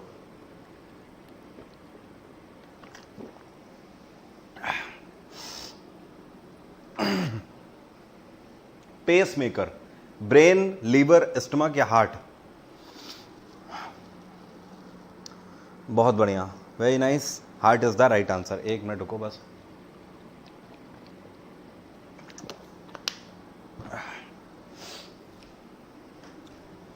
Pacemaker is associated with heart. एक क्वेश्चन अगर मैं आपसे पूछूं कि रेन, बारिश को नापने के लिए कौन सा यंत्र यूज किया जाता है? तो ध्यान रखना है, इसको बोलते हैं रेन गेज। क्या बोलते हैं? Rain gauge. ठीक है, बारिश को नापने के लिए रेन गेज का यूज किया जाता है। बोलते नहीं है 150 सेंटीमीटर बारिश हो रही है, 100 सेंटीमीटर बारिश हो रही है, ये रेन गेज की वजह से। Which of the following is known as master gland? आपसे कह रहा है हमारी बॉडी में मास्टर ग्लैंड किसको बोलते हैं? Pituitary gland, thymus gland, liver या फिर सेरेब्रम? जल्दी से आंसर करो। मास्टर ग्लैंड हमारी कौन सी है? मास्टर ग्लैंड कौन सी है? जल्दी से आंसर करिए। विच one is the right answer? बहुत बढ़िया, अग्रज आंसर सही है। अग्रज आंसर सही है। ये है पिट्यूटरी ग्लैंड। पिट्यूटरी ग्लैंड को मास्टर ग्लैंड बोलते हैं। जिन लोगों को नहीं पता है पिट्यूटरी ग्लैंड कहां होती है, ध्यान रखिएगा, पिट्यूटरी ग्लैंड आपकी कहां होती है? ब्रेन में होती है। और ये जो पिट्यूटरी ग्लैंड होती है, इसका काम क्या होता है? ये हार्मोन्स को प्रोड्यूस करती है। किसको? हार्मोन्स को। इस वजह से इसको मास्टर ग्लैंड के नाम से जाना जाता है। एक होती है थाइमस ग्लैंड, थाइमस ग्रंथि। आपसे एक क्वेश्चन ये पूछता है कि मनुष्य में जो बुढ़ापा आता है, हमारे अंदर जो एज जो दिखती है, ठीक है, जो जैसे जैसे मैं वृद्ध होऊंगा तो झुर्रियां पड़ने लगेंगी, तो ये जो एज दिखती है ये किसकी वजह से दिखती है? ये थाइमस ग्लैंड इसके लिए जिम्मेदार होती है। ठीक है, थाइमस ग्लैंड की वजह से एज दिखती है मनुष्य में, ये चीज ध्यान रखिएगा। अगला क्वेश्चन है human used which metal firstly? मानव ने सबसे पहले कौन सी धातु यूज करी थी? गोल्ड, सिल्वर, ब्रास या कूपर? ध्यान रखिएगा, मानव ने सबसे पहले कॉपर यूज किया था। तांबा मनुष्य ने सबसे पहले यूज किया था। एक क्वेश्चन आपसे और पूछता है, मनुष्य ने सबसे पहले वेपन्स, हथियार कौन से मेटल के यूज किए थे? मनुष्य ने सबसे पहले कूपर के ही हथियार यूज किए थे। ठीक है, तांबे के ही हथियार हमने सबसे पहले बनाए थे, मेटल में भी। ठीक है, मेटल की बात कर रहे हैं, अदरवाइज सबसे पहले हम लोगों ने हथियार किस चीज के बनाए थे? पत्थर के, स्टोन के। तो जब आपसे पूछे सबसे पहला हथियार हमने किस चीज का बनाया, तो आपका आंसर होगा स्टोन। जब आपसे पूछे कि कौन सी धातु के बनाए थे हथियार सबसे पहले, तो आंसर होगा Cooper. Which article is associated with Lok Sabha? Lok Sabha के लिए कौन सा आर्टिकल है? तो भैया मैं हमेशा आपको बताता हूं, पार्लियामेंट के लिए 79, ठीक है, और उसके बाद पार्लियामेंट के दोनों सदन, एक हो गया राज्यसभा, एक हो गया लोकसभा। तो राज्यसभा के लिए 80 और लोकसभा के लिए 81। आपसे लोकसभा पूछ रहा है, 81 हमारा आंसर है। बिल्कुल आराम से, कोई दिक्कत वाली बात ही नहीं है। What is the salary of president of India? आपसे कह रहा है भारत के राष्ट्रपति की सैलरी कितनी होती है। भारत के राष्ट्रपति की सैलरी 5 लाख रुपया होती है। पहले ये 2.5 लाख थी, 2017 से इसको डबल कर दिया गया है। अब भारत के राष्ट्रपति की सैलरी कितनी है? 5 लाख है। अगला क्वेश्चन, एस्ट्रोनॉट्स सी आउटर स्काई एज। आपसे कह रहा है जो एस्ट्रोनॉट्स होते हैं, ठीक है, जो अंतरिक्ष यात्री होते हैं, उनको बाहर का अंतरिक्ष किस रंग का दिखता है? ब्लैक, ब्लू, ग्रीन या व्हाइट? तो हमेशा ध्यान रखना जो स्काई दिखता है वो ब्लैक दिखता है एस्ट्रोनॉट्स को, ठीक है। और हमें जो स्काई ब्लू दिखता है ये किसकी वजह से दिखता है? ये वाटर की वजह से दिखता है, क्योंकि 71% वाटर है अर्थ में, ठीक है, पानी से ढका हुआ है अर्थ। इस वजह से वाटर का वो रिफ्लेक्शन होता है जो हमें आकाश नीला दिखाई देता है। Firstly metro train was started in which city in India? आपसे कह रहा है सबसे पहले भारत का ये कौन सा शहर है जहां पर मेट्रो ट्रेन की शुरुआत करी गई थी? सबसे पहली मेट्रो कोलकाता में चलाई गई थी। कहां पर? कोलकाता में। अगर आपसे पूछे भारत की सबसे ज्यादा हाई टेक्नोलॉजी मेट्रो कौन सी है, तो ध्यान रखना भारत की सबसे ज्यादा हाई टेक्नोलॉजी मेट्रो है दिल्ली मेट्रो, ठीक है, दिल्ली मेट्रो। और भारत की अभी तक की लेटेस्ट मेट्रो कौन सी है? तो आपका आंसर होगा लखनऊ मेट्रो। लखनऊ मेट्रो आपकी लेटेस्ट मेट्रो है, ठीक है। तो ध्यान रखना सबसे पहला कोलकाता मेट्रो। कोई दिक्कत तो नहीं? ये कौन है? Shahbaz Siddiqui, I am from Kolkata.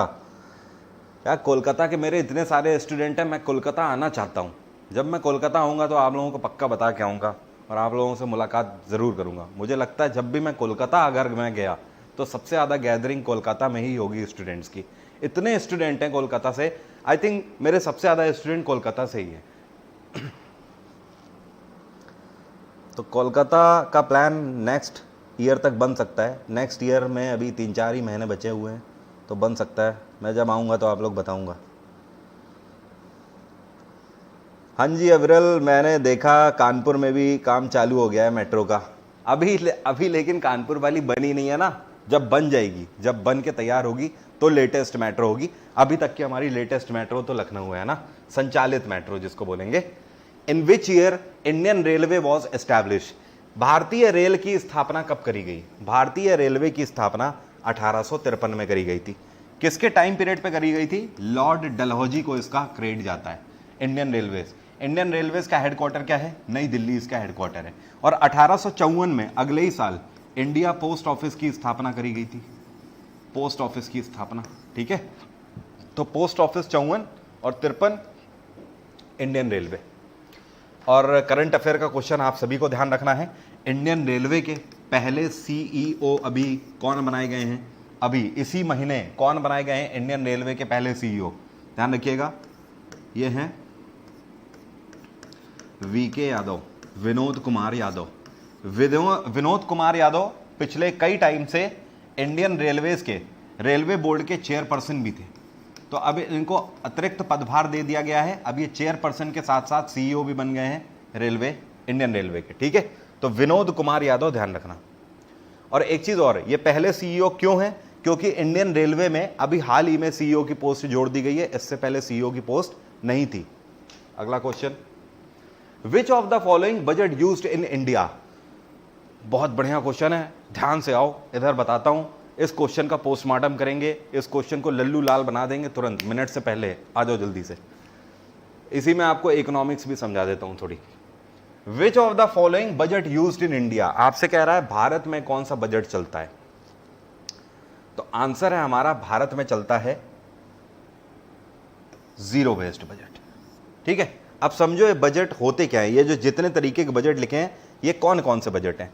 सबसे पहले अगर हम बात करें सरप्लस बजट की, तो ये देखो, सरप्लस बजट वो होता है जहां पर हमारे जो एक्सपेंसेस होते हैं, ठीक है, जो हमारे एक्सपेंसेस हैं, मतलब जो खर्चे हैं हमारे, ये कम हैं, ठीक है, और जो हमारी इनकम है ये क्या है?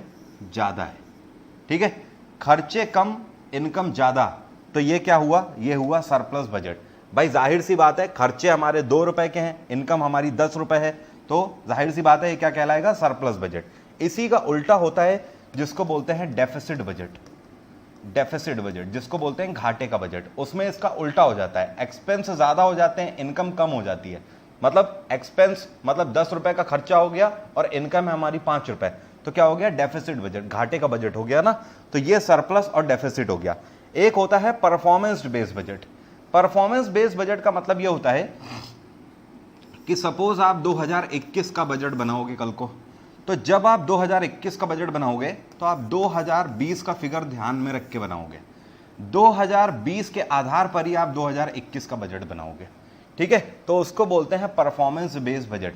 जैसी पिछले बजट की परफॉर्मेंस होगी उसी के आधार पर आप अगला बजट बनाओगे। बहुत डिटेल में नहीं जा रहा हूं यार, वरना लेंदी हो जाएगा, ये इकोनॉमिक्स का पार्ट है, उसमें मैं आपको पढ़ाता हूं।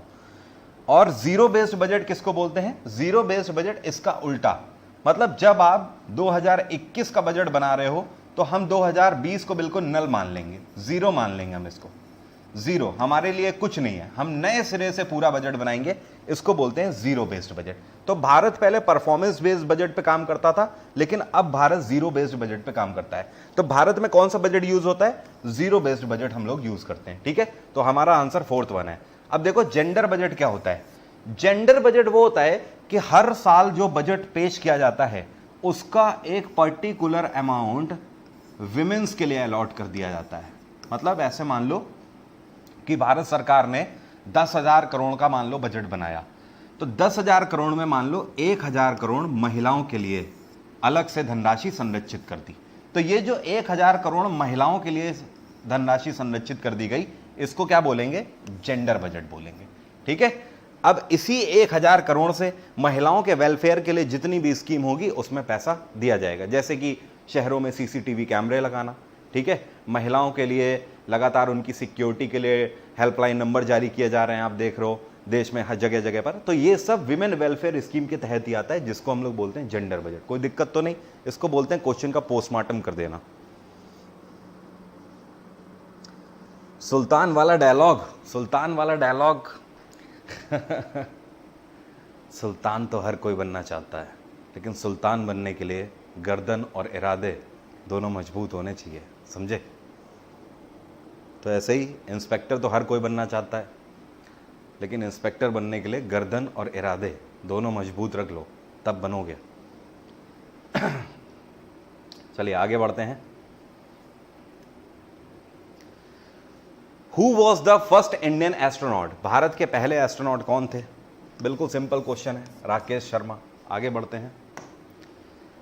What is the headquarters of International Court of Justice? आपसे कह रहा है अंतरराष्ट्रीय कोर्ट ऑफ जस्टिस का हेडक्वार्टर क्या है। इंटरनेशनल कोर्ट ऑफ जस्टिस का हेडक्वार्टर द हेग है।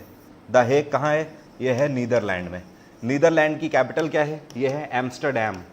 एम्स्टरडैम, ठीक है यार। हेडक्वार्टर जरूर आप लोग ध्यान रखना, हेडक्वार्टर इस बार पूछे गए थे, ध्यान रखना, मैं लगातार बोल रहा हूं, हेडक्वार्टर कोई नहीं भूलेगा। सानिब मैं पढ़ रहा हूं, मैं आपका मैं मैसेज आपका पढ़ रहा हूं।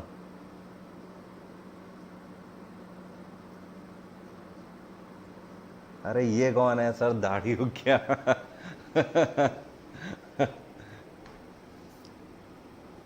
चलिए आगे बढ़ते हैं। चलो 62 पे हैं, 70 क्वेश्चन के बाद फिर एक डायलॉग सुनाऊंगा, ठीक है, 8 क्वेश्चन के बाद। आगे, व्हेन वी ऑब्जर्व हिंदी दिवस। हिंदी दिवस अभी हम लोगों ने हाल ही में मनाया। जल्दी बताओ हिंदी दिवस हम लोग कौन से दिन मनाते हैं? बहुत इंपॉर्टेंट क्वेश्चन है। हिंदी दिवस, हिंदी दिवस हम लोग कब मनाते हैं? जल्दी आंसर करो। हिंदी दिवस इस वजह से नहीं बता रहा हूं क्योंकि अभी हाल ही में मनाया गया है हिंदी दिवस। बहुत बढ़िया, अग्रज का आंसर सही है, विशाल का भी आंसर सही है। जो लोग बोल रहे हैं 14 सितंबर, यार अभी अभी जब बोल ही रहा हूं अभी अभी मनाया गया है, तो जाहिर सी बात है, ठीक है। हिंदी दिवस 14 सितंबर को। अच्छा एक बात बताओ, वर्ल्ड स्पैरो डे हम लोग किस दिन मनाते हैं? वर्ल्ड स्पैरो डे, विश्व गौरैया दिवस, विश्व गौरैया दिवस, गौरैया दिवस कब मनाते हैं? 20 मार्च को। कब मनाते हैं? 20 मार्च को। स्पैरोज विलुप्त हो रही हैं, ठीक है, डिस्टिंक्ट प्रजाति हो रही है, एक्सटिंक्ट प्रजाति हो रही है स्पैरो। तो गौरैयों को संरक्षित करने के लिए वर्ल्ड स्पैरो डे मनाया जाता है 20 मार्च को हर साल। विच of the following invented rocket in India? आपसे कह रहा है इनमें से कौन है जिसको क्रेडिट जाता है जिसने भारत में रॉकेट इन्वेंट किए? तो रॉकेट को बनाने वाला सबसे पहला व्यक्ति था भारत में हैदर अली। कौन? हैदर अली। हैदर अली को क्रेडिट जाता है भारत में सबसे पहले रॉकेट इन्वेंट करने के लिए। ठीक है, अगर आपसे पूछे रॉकेट को यूज किसने किया सबसे पहले, किस भारतीय शासक ने रॉकेट को सबसे पहले यूज किया, तो आपका आंसर होगा टीपू सुल्तान, जो हैदर अली का बेटा था। हैदर अली ने रॉकेट को इन्वेंट किया, लेकिन टीपू सुल्तान ने उसको यूज किया। एक चीज और, कई बार आपसे क्वेश्चन पूछता है कि हैदर अली जो वेशभूषा धारण करता था, मतलब जो हैदर अली जो कॉस्ट्यूम अपनी पहनता था, जो हैदर अली की पगड़ी होती थी, जो ड्रेस होती थी, वो कौन सी पद्धति की थी? तो ध्यान रखना, हैदर अली मुगलई कॉस्ट्यूम पहनता था, मुगलई कॉस्ट्यूम। ठीक है, मुगलों की पद्धति की वो पूरी वेशभूषा अपनी रखता था हैदर अली। और हैदर अली कहाँ के शासक थे? मैसूर के, मैसूर के शासक। चलो एक क्वेश्चन मैं आपसे पूछता हूं, एक क्वेश्चन मैं आपसे पूछता हूं, पढ़ाया हुआ है मैंने, प्लस में पढ़ाया हुआ है आपको एक क्वेश्चन। आप बताओ हैदर अली मैसूर का शासक जब बना तो किस डायनेस्टी, कौन सी डायनेस्टी उस टाइम पर मैसूर में थी? आंसर लिखो जल्दी से। मैसूर में उस टाइम पे कौन सी डायनेस्टी थी? अविरल आप बताओगे, अविरल आप बताओगे, आंसर करो अविरल जल्दी से। अरे स्टडी पॉइंट इधर जल्दी से ध्यान दीजिए, जल्दी बताइए।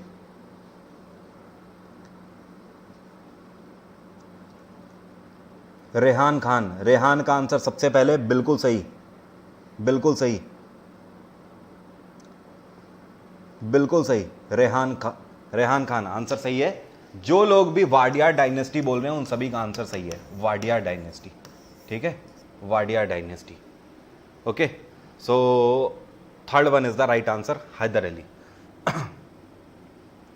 ये कौन है यार? मैं ठीक से नाम भी नहीं पढ़ पा रहा हूं, पता है। मैं ये कमेंट अवॉइड भी कर सकता था, लेकिन अवॉइड इसलिए नहीं कर रहा हूं।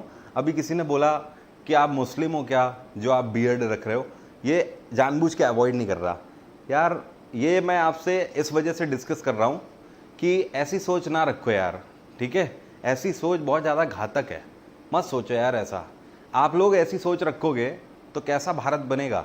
ऐसी सोच मत रखो। ठीक है, हमारा पहनावा जो हम चाहें वो होना चाहिए, हम जैसा दिखना चाहें वैसा हम दिख सकते हैं। ठीक है, इन सब चीज़ों के बारे में बहुत मत पढ़ा करो यार। चीज़ों में पढ़ने के लिए बहुत सारी चीज़ें हैं, इतना ज्ञान बट रहा है, ज्ञान संभालो। इन सब चीज़ों में मत पढ़ो यार। कौन टीका लगा रहा है, कौन टोपी लगा रहा है, इन सब में कुछ नहीं रखा यार। बात आ रही है समझ?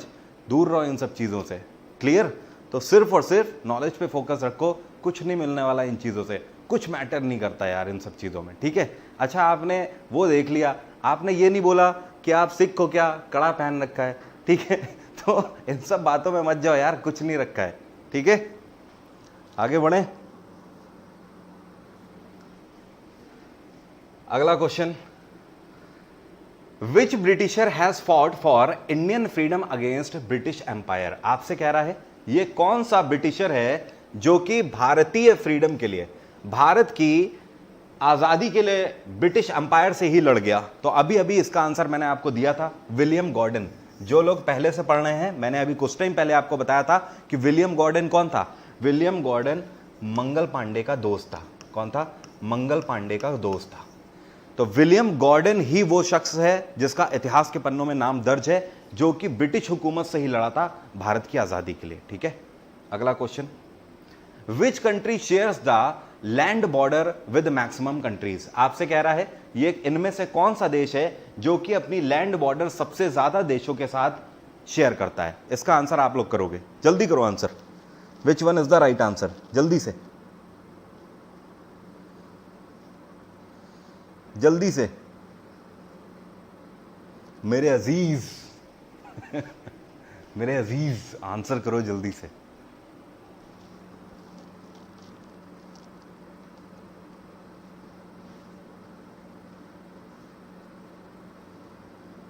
चाइना, पक्का लॉक कर दूं? चाइना, इंडिया, अंधी चल रहा है, सब अंधी चल रहा है हैं?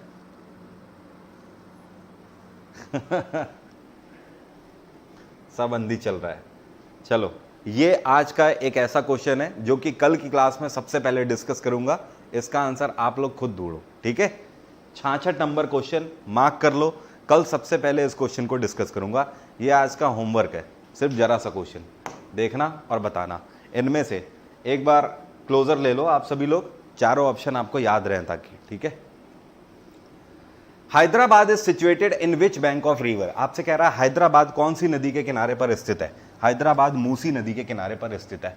हैदराबाद को किसने बसाया हुआ है, ध्यान रखिए, कई बार आपसे पूछता है हैदराबाद की स्थापना किसने करी है। ये करी है कुली कुतुब शाह ने। किसने?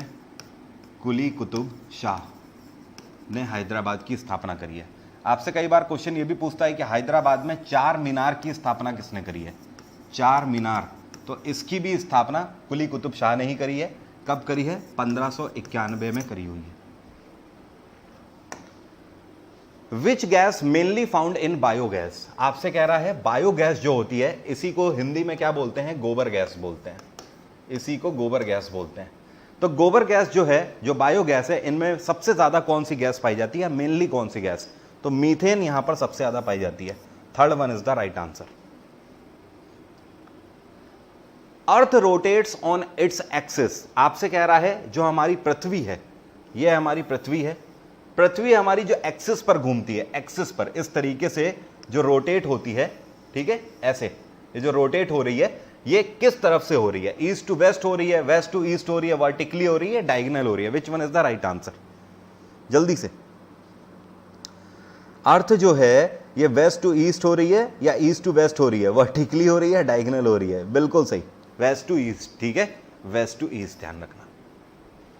नेक्स्ट क्वेश्चन है, इन एक चीज और, अर्थ को हम लोग कौन सा प्लैनेट बोलते हैं? इसको हम लोग ब्लू प्लैनेट के नाम से जानते हैं। कई बार आपसे पूछता है रेड प्लैनेट किसको बोलते हैं, तो रेड प्लैनेट बोलते हैं मार्स को। कई बार आपसे पूछता है ग्रीन प्लैनेट किसको बोलते हैं? ग्रीन, हरा ग्रह किसको बोलते हैं? यूरेनस को। यूरेनस मतलब अरुण, जिसको बोलते हैं अरुण। अगला question, in which year Amazon was establish. Amazon ये वही है, अमेजॉन जेफ बेजोस की जो कंपनी है, अमेजॉन की स्थापना इनमें से कौन से साल में करी गई थी? अमेजॉन की स्थापना 1994 में करी गई थी। हेडक्वार्टर इसका कैलिफोर्निया है।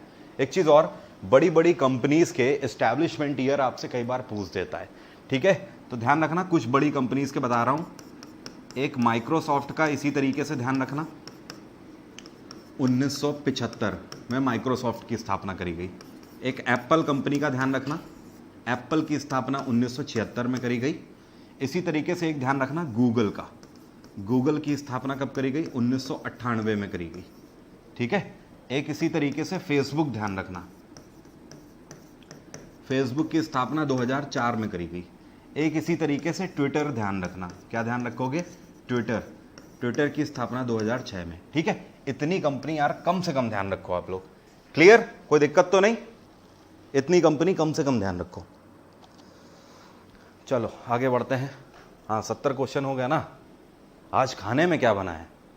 हिरन, काबुली पुलाव। जब इतना सब कुछ खाने को तो हम खौफ क्यों खाएं? सुल्तान। अगला क्वेश्चन, हु सैड स्वतंत्र मेरा स्वतंत्रता मेरा जन्म सिद्ध अधिकार है, मैं इसे लेकर रहूंगा। यह स्टेटमेंट किसके है? स्वतंत्रता मेरा जन्म सिद्ध अधिकार है, मैं इसे लेकर रहूंगा। यह कहा था बाल गंगाधर तिलक ने, ठीक है। स्वतंत्रता मेरा जन्म सिद्ध अधिकार है, मैं इसे लेकर रहूंगा। Which was the first Hindi language newspaper. आपसे कह रहा है भारत में सबसे पहला हिंदी न्यूज़पेपर कौन था? तो सबसे पहला हिंदी न्यूज़पेपर जो भारत में छपा है, इसका नाम क्या है? इसका नाम है उदंत मार्तंड। एक मूवी आई थी ढोल, याद है आपको? ढोल, उसमें राजपाल यादव का नाम था मार्तंड टंडेरे। क्या नाम था? मार्तंड टंडेरे। तो उसमें बोलता है ना, पान ऐसे खाया जाता है, पान ऐसे नहीं खाया जाता, रगड़ के चूना कत्था लगा के फिर उसमें किमाम, जब ऐसे रगड़ो तो बनता है पान, समझे? तो वही मार्तंड याद आ गया।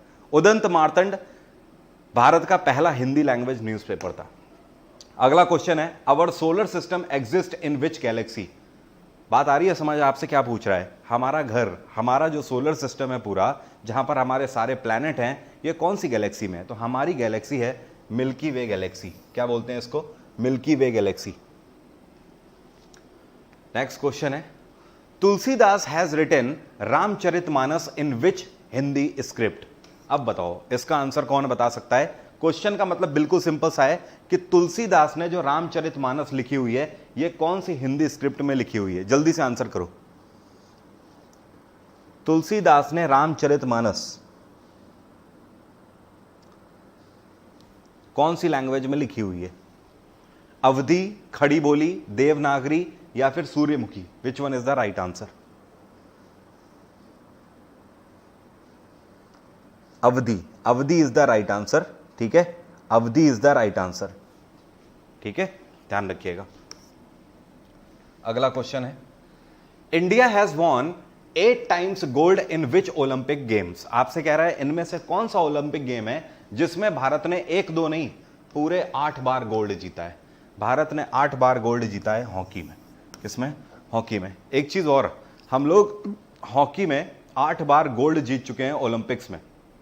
इसी वजह से पूरे वर्ल्ड को ये लगने लगा कि हॉकी हमारा नेशनल गेम है, लेकिन एक्चुअली हॉकी हमारा नेशनल गेम है ही नहीं। हमारा नेशनल गेम कोई भी नहीं है। तो जब भी आपसे पूछेगा हमारा नेशनल गेम क्या है, तो आपका आंसर होगा नन ऑफ अबव। कुछ भी हमारा नेशनल गेम नहीं है। अगला question, where is the headquarter of international Olympics. इसका आंसर आप लोग करोगे, क्या कोई कर सकता है या मैं ही बता दूं? चलो मैं ही बता देता हूं। इंटरनेशनल ओलंपिक्स का हेडक्वार्टर है लाओसेन। क्या है हेडक्वार्टर? लाओसेन। अगला क्वेश्चन है, which of the following colour is not present in Olympic लोगो।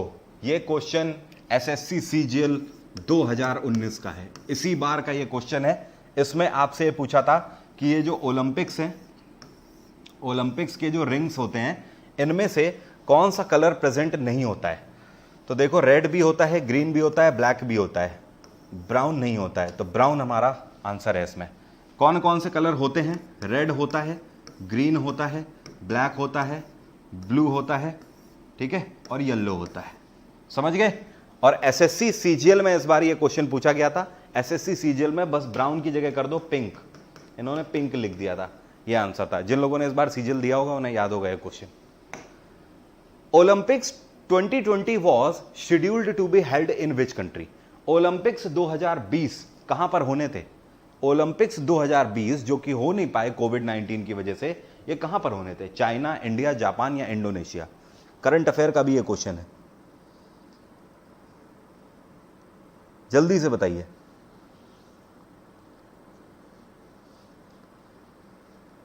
बिल्कुल सही, जापान वाले सभी आंसर सही हैं। राहुल, अग्रज, यश सभी के आंसर सही हैं। जापान में इस बार टोक्यो में होने थे, ठीक है, कोविड की वजह से नहीं हो पाए। अगला क्वेश्चन, अच्छा एक चीज और, इस बार का करंट अफेयर में पता है ना, आईपीएल के लिए आपको ध्यान रखना है। आईपीएल का कौन सा एडिशन इस बार खेला जा रहा है? आईपीएल का 13वां एडिशन खेला जा रहा है। कब से शुरू हुआ है? 19 सितंबर से आईपीएल शुरू हो चुका है। आईपीएल को होस्ट कौन सा देश कर रहा है? यूएई कर रहा है, यूएई, ठीक है। और यार आईपीएल ज्यादा मत देखना यार, ठीक है। कोशिश रहनी चाहिए आपकी 2020 वाले एग्जाम्स में ही सिलेक्शन ले लेना है, सीईटी के लिए जाने की नौबत ना आने पाए, ठीक है, ओके। तो कोशिश यही आप सबकी रहनी चाहिए, और उसके लिए आईपीएल को थोड़ा सा इग्नोर मारो। जिंदगी पड़ी हुई है आईपीएल देखने के लिए, थोड़ी बहुत यहाँ पर क्लासेस कर लो, पढ़ाई कर लो इस टाइम पर, ठीक है। अभी पढ़ाई में टाइम दे दोगे, जिंदगी भर आराम से पॉपकॉर्न खाते हुए घर पे आईपीएल देखोगे, नहीं तो दिक्कत हो जाएगी, ठीक है। हु रोट फेमस सॉन्ग झंडा ऊंचा रहे हमारा? ये गाना हर भारतीय ने सुना होगा, झंडा ऊंचा रहे हमारा। कौन बने करोड़पति में भी ये क्वेश्चन पूछा जा चुका है, एसएससी पूछ चुका है, रेलवे पूछ चुका है। झंडा ऊंचा रहे हमारा, विजयी विश्व तिरंगा प्यारा, ये किसके द्वारा लिखा गया है? जल्दी से बताओ, विच one is the right answer? ये देखिए, बोल रहे हैं आरसीबी जीत गई। झंडा ऊंचा रहे हमारा, ये किसके द्वारा लिखा गया है? जल्दी से बताओ। बहुत बढ़िया, जो लोग भी थर्ड आंसर कर रहे हैं उन सभी का आंसर सही है, ठीक है। इनका नाम है, पक्का लॉक कर दूं? लॉक कर दूं? वैसे थर्ड आंसर वाले सही नहीं है, ठीक है। People who are saying Shyamlal Gupta Parshad, इन सभी का आंसर सही है, श्यामलाल गुप्ता पार्षद। Which organ of human body filters urea from blood. आपसे कह रहा है हमारे ब्लड से जो यूरिया को फिल्टर करने का काम करता है, ये हमारी बॉडी का कौन सा पार्ट ये काम करता है? ये काम किडनी करती है। किडनी फिल्टरेशन का काम करती है, ठीक है। यूरिया जब तक फिल्टर नहीं होगा तब तक यूरिन एक्सक्रीट नहीं होगा ठीक से, ठीक है। तो ये जो यूरिन एक्सक्रीट होता है जस्ट बिकॉज ऑफ किडनी, ये बहुत जरूरी प्रोसेस है। और ये प्रोसेस किसके द्वारा होता है? किडनी के द्वारा, हमारे ब्लड से यूरिया को फिल्टर करना। आपसे एक क्वेश्चन अगर मैं पूछूं, हमारी बॉडी में ब्लड कहां बनता है, रक्त कहां बनता है? एसएससी कई बार ये क्वेश्चन पूछता है कि रक्त कहां बनता है हमारी बॉडी में। ध्यान रखिएगा, बोन मैरो। कहां पर? Bone marrow. बोन मैरो समझते हो ना क्या होता है? हड्डी देखिए ना, ऐसी होती है ना हड्डी, ऐसी होती है ना हड्डी। तो इसको जब आप क्रैक करोगे तो यहां, this is called bone marrow, इसके अंदर, तो यहां पे ब्लड सेल्स बनते हैं, ठीक है, RBCs. Ustad Bismillah Khan is associated with which musical instrument? आपसे कह रहा है उस्ताद बिस्मिल्लाह खां कौन सा म्यूजिकल इंस्ट्रूमेंट बजाते हैं? उस्ताद बिस्मिल्लाह खां, संतूर, वीणा, तबला या शहनाई? उस्ताद बिस्मिल्लाह खां, जल्दी से आंसर करो। मुझसे एक एक पेपर के लिए आप लोग मत पूछो, मैं ऑलरेडी अनाउंस कर चुका हूं। सीएचएसएल हो, सीजीएल हो, कोई भी पेपर हो यार, हर जगह एक ही तरीके के क्वेश्चन पूछे जाते हैं। एक एक पेपर के लिए मत पूछिए। आप किसी भी वनडे एग्जाम की तैयारी कर रहे हो, यहां से आपको क्वेश्चन मिलेंगे ही मिलेंगे, 100% मिलेंगे क्वेश्चन। बिल्कुल सही, शहनाई जो लोग बोल रहे हैं उन सभी का आंसर सही है। Ustad Bismillah Khan is associated with shehnai. Which of the following range is known as Himadri? आपसे कह रहा है इनमें से कौन सी हिमालय की रेंज है जिसको हिमाद्री के नाम से जाना जाता है? हिमाद्री का मतलब समझते हो क्या होता है? हिमाद्री का मतलब है हिम से आच्छादित। और हिम मतलब क्या होता है? हिम मतलब होता है बर्फ। तो जो बर्फ से ढकी हुई हो, तो ये कौन सी है? ये आपकी ग्रेटर हिमालय। ग्रेटर हिमालय को हिमाद्री के नाम से जाना जाता है, जो कि बर्फ से आच्छादित रहती है पूरे 12 महीने। Which women has firstly submitted the Mount Everest in the world? अब आपसे कह रहा है पूरी दुनिया की बात कर रहा है, पूरे वर्ल्ड में सबसे पहले माउंट एवरेस्ट को चढ़ने वाली महिला कौन है? जुंको तबई, अलेरा कोनेको, स्टेमन नीना या फिर Aparna Kumari? Which one is the right answer? Which one is the right answer? Which one is the right answer? जल्दी से बताइए।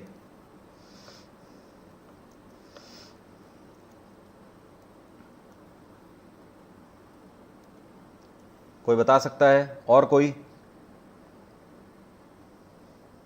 और कोई बता सकता है? बहुत बढ़िया, बहुत बढ़िया। ज्यादातर लोगों के आंसर बिल्कुल सही आ रहे हैं, ज्यादातर लोगों के आंसर सही हैं। जो लोग भी बोल रहे हैं जुंको तबी, जुंको तबी पूरी दुनिया की पहली ऐसी महिला है जिन्होंने माउंट एवरेस्ट की चढ़ाई करी। एक चीज और, कौन से देश से बिलोंग करती हैं? जापान से बिलोंग करती हैं। कहां से? जापान से। अगला क्वेश्चन है, jaundice is associated with which organ? आपसे कह रहा है जॉइंडिस कौन से ऑर्गन से एसोसिएटेड है? पीलिया जिसको बोलते हैं, हिंदी में पीलिया बोलते हैं। तो अगर किसी को पीलिया हो जाता है तो मतलब कौन सा हमारा बॉडी पार्ट इससे अफेक्टेड होता है? बता सकते हो कौन सा बॉडी पार्ट इससे अफेक्टेड होता है? पीलिया, जॉइंडिस। बहुत बढ़िया, विशाल आंसर सही है। विशाल का आंसर सबसे पहले और बिल्कुल सटीक, लीवर। हमारा लिवर अफेक्टेड होता है। एक चीज और, आपसे क्वेश्चन पूछता है कि हमारी बॉडी में सबसे बड़ी ग्रंथि कौन सी है, सबसे बड़ी ग्लैंड कौन सी है? तो लिवर ही सबसे बड़ी ग्लैंड भी है। अगला question, in which year Microsoft was established? अभी अभी मैंने आपको बताया माइक्रोसॉफ्ट की स्थापना 1975 में करी गई थी। Ashoka was influenced by which Buddhist मॉन्ग? The great Ashoka जिसको बोलते हैं। तो आपसे कह रहा है अशोका किस बुद्धिस्ट मॉन्ग को मानता था, या फिर अशोका ने किसको अपना गुरु माना था? अशोका ने उपगुप्त को अपना गुरु माना था। किसको? उपगुप्त को। और कौन सी नीति अपनाई थी अशोका ने? अशोका ने बौद्ध धर्म को अपनाया था, धम्म नीति अपनाई थी, ठीक है। विच मुगल एम्परर वॉज इलिटरेट? इनमें से, इलिटरेट का मतलब अशिक्षित, अशिक्षित। कौन सा मुगल एम्परर अशिक्षित था इसमें से? तो बाबर भी पढ़ा लिखा था, औरंगजेब भी पढ़ा लिखा था, जहांगीर भी था। None of above is the right answer, क्योंकि इलिटरेट था अकबर। अकबर को पढ़ना लिखना नहीं आता था। Who has established city Amritsar? इसका आंसर मैं ऑलरेडी आपको बता चुका हूं, अभी अभी मैंने आपको कुछ टाइम पहले बताया था। ये हैं गुरु रामदास। कौन है? गुरु रामदास। गुरु रामदास को अमृतसर शहर और उसमें हरमंदिर साहिब को एस्टैब्लिश करने का क्रेडिट दिया जाता है।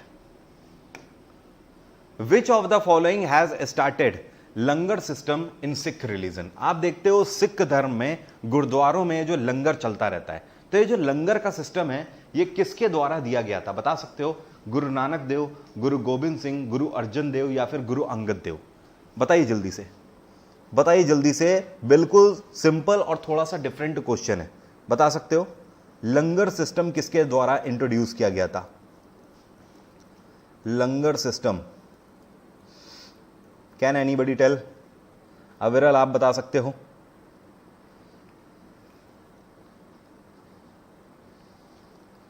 लंगर सिस्टम ये कौन है? Be the change. Be the change answer सही है। बी द चेंज आंसर सही है, ठीक है। गुरु नानक देव, जो लोग भी बोल रहे हैं गुरु नानक देव, उन सभी का आंसर सही है, ठीक है। गुरु नानक देव के द्वारा लंगर सिस्टम को स्टार्ट किया गया था। सिख गुरु के सिख धर्म के प्रवर्तक। विच वेदा tells about the mantras chant? आपसे कह रहा है मंत्र के बारे में हमें कौन सा वेद बताता है, या मंत्रोच्चारण के बारे में कौन सा वेद बताता है? तो मंत्रास के बारे में हमें ऋग्वेद बताता है, ठीक है। और सबसे पुराना वेद भी है ये, ओल्डेस्ट वेद है ये, सबसे पुराना वेद है। अथर्ववेद हमें किसके बारे में बताता है? ये ब्लैक मैजिक के बारे में बताता है, काला जादू जिसको बोलते हैं। सामवेद हमें किसके बारे में बताता है? म्यूजिक के बारे में बताता है, संगीत। और यजुर्वेद हमें पोइट्रीज के बारे में बताता है, मतलब कविताओं के बारे में बताता है। अगला question, in which year firstly 5 year plan started? आपसे कह रहा है भारत में सबसे पहले पंचवर्षीय योजना की शुरुआत कब करी गई थी? पंचवर्षीय योजना की शुरुआत 1951 से लेकर 56 तक सबसे पहले करी गई थी। सो first one is the right answer. 51 से लेकर 56 तक पहला 5 year plan. Soft Motive limited is the subsidiary of which company? आपसे कह रहा है सॉफ्ट मोटिव लिमिटेड जो है ये कंपनी जो है ये इनमें से किसकी सब्सिडरी है? Which one is the right answer? कोई बता सकता है? कोई बता सकता है which one is the right answer? Soft Motive Limited किसकी सब्सिडरी है? कैन यू प्लीज टेल मी?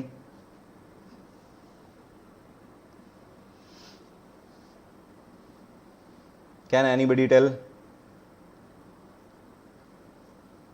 बहुत बढ़िया, बहुत बढ़िया। माइक्रोसॉफ्ट ऑरेकल, माइक्रोसॉफ्ट ऑरेकल, बार बार नाम आ रहा है, माइक्रोसॉफ्ट या ऑरेकल। बस 2 ही आंसर आ रहे हैं मेरे सामने, सिर्फ 2 ही आंसर आ रहे हैं। और कोई बताना चाहेगा? लगातार 2 आंसर आ रहे हैं।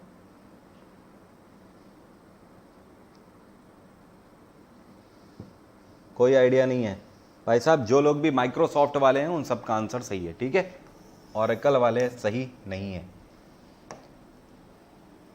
Chinese traveller Hiuen Tsang studied in which Indian university? आपसे कह रहा है चाइनीज यात्री जो हेनसांग था ये भारत की कौन सी यूनिवर्सिटी में पढ़ा था? तक्षशिला यूनिवर्सिटी, नालंदा विश्वविद्यालय, मगध यूनिवर्सिटी या फिर Hampi university? Which one is the right answer? बता सकते हो? केवल 8 क्वेश्चन इसके बाद और बचे हुए हैं। 8 क्वेश्चन के बाद क्लास समाप्त हो जाएगी। बताइए। नालंदा विश्वविद्यालय इज द राइट आंसर, ठीक है। चाइनीज ट्रैवलर जो हेनसांग है ये कहां से पढ़ा हुआ है? नालंदा विश्वविद्यालय से। अगला क्वेश्चन है, which of the following has made Lahore as his capital? आपसे कह रहा है इनमें से कौन सा शासक है जिसने लाहौर को अपनी कैपिटल बनाया था? देखो, इल्तुतमिश ने दिल्ली को अपनी कैपिटल बनाया था, बलबन ने भी दिल्ली को ही अपनी कैपिटल बनाया था। फिरोज शाह तुगलक ने दिल्ली को अपनी कैपिटल बनाया था और जौनपुर की स्थापना इसने करी थी। किसकी? जौनपुर की। ठीक है। कुतुबुद्दीन ऐबक लाहौर को अपनी कैपिटल बनाया था। तो हमारा आंसर क्या हुआ? Qutubuddin Aibak. Fourth one is the right answer. एक चीज और, जौनपुर की स्थापना फिरोज शाह तुगलक ने किसकी याद में करी थी? इसने करी थी मोहम्मद बिन तुगलक की याद में जौनपुर की स्थापना। और जौनपुर को ही सिराज ए हिंद के नाम से जाना जाता है। क्या बोलते हैं इसको? सिराज ए हिंद। तो आपसे क्वेश्चन पूछता है भारत का कौन सा शहर है जिसको सिराज ए हिंद के नाम से जाना जाता है? तो यह है जौनपुर। जौनपुर उत्तर प्रदेश में है। इसकी स्थापना फिरोज शाह तुगलक ने कराई थी मोहम्मद बिन तुगलक की याद में। What is the speed of light? Light की स्पीड कितनी होती है? प्रकाश की चाल कितनी होती है? बता सकते हो? बिल्कुल सिंपल क्वेश्चन है। प्रकाश की चाल कितनी होती है? जल्दी से बताओ। ऑप्शन आपके सामने है, जल्दी से। 2 lakh kilometre per second, 4 lakh, 5 lakh या फिर 3 lakh? Which one is the right answer? प्रकाश की चाल कितनी होती है? अजय बरवाल, आंसर सबसे पहले आया है अजय बरवाल का। प्रियांशु, यशपाल, आदित्य, सभी के आंसर सही है। अक्षय मौर्य, आंसर सही है। अक्षय क्लास में हैं आप? क्या बात है अक्षय, कैसे हो भाई? Fourth one is the right answer. जल्दी अनाउंस करूंगा अक्षय, डोंट वरी। तो 3 लाख किलोमीटर पर सेकेंड, ठीक है, लाइट की चाल। और प्रकाश सन से अर्थ तक, हमारी अर्थ तक कितनी देर में आता है? करीब 8 मिनट में। 8 मिनट 10 सेकेंड कहीं लिखा रहता है, कहीं 15 सेकेंड लिखा रहता है। To save a new document in MS office you have to do what? ऐसे क्वेश्चन आपको फंसा देते हैं कई बार। आपसे पूछ रहा है कि MS ऑफिस में नए डॉक्यूमेंट को सेव करने के लिए आपको क्या करना होगा? सेव एज करना होगा, सेव करना होगा, रीनेम करना होगा, या ओपन न्यू डॉक्यूमेंट करना होगा? भैया जब सेव करने के लिए बोल रहा है तो ओपन न्यू डॉक्यूमेंट तो होगा नहीं, इसको हटा दो। रीनेम भी नहीं होगा, इसको हटा दो। सेव या सेव एज?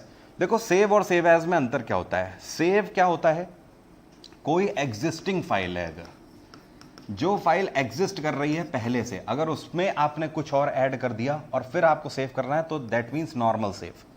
लेकिन सेव एज का मतलब क्या होता है?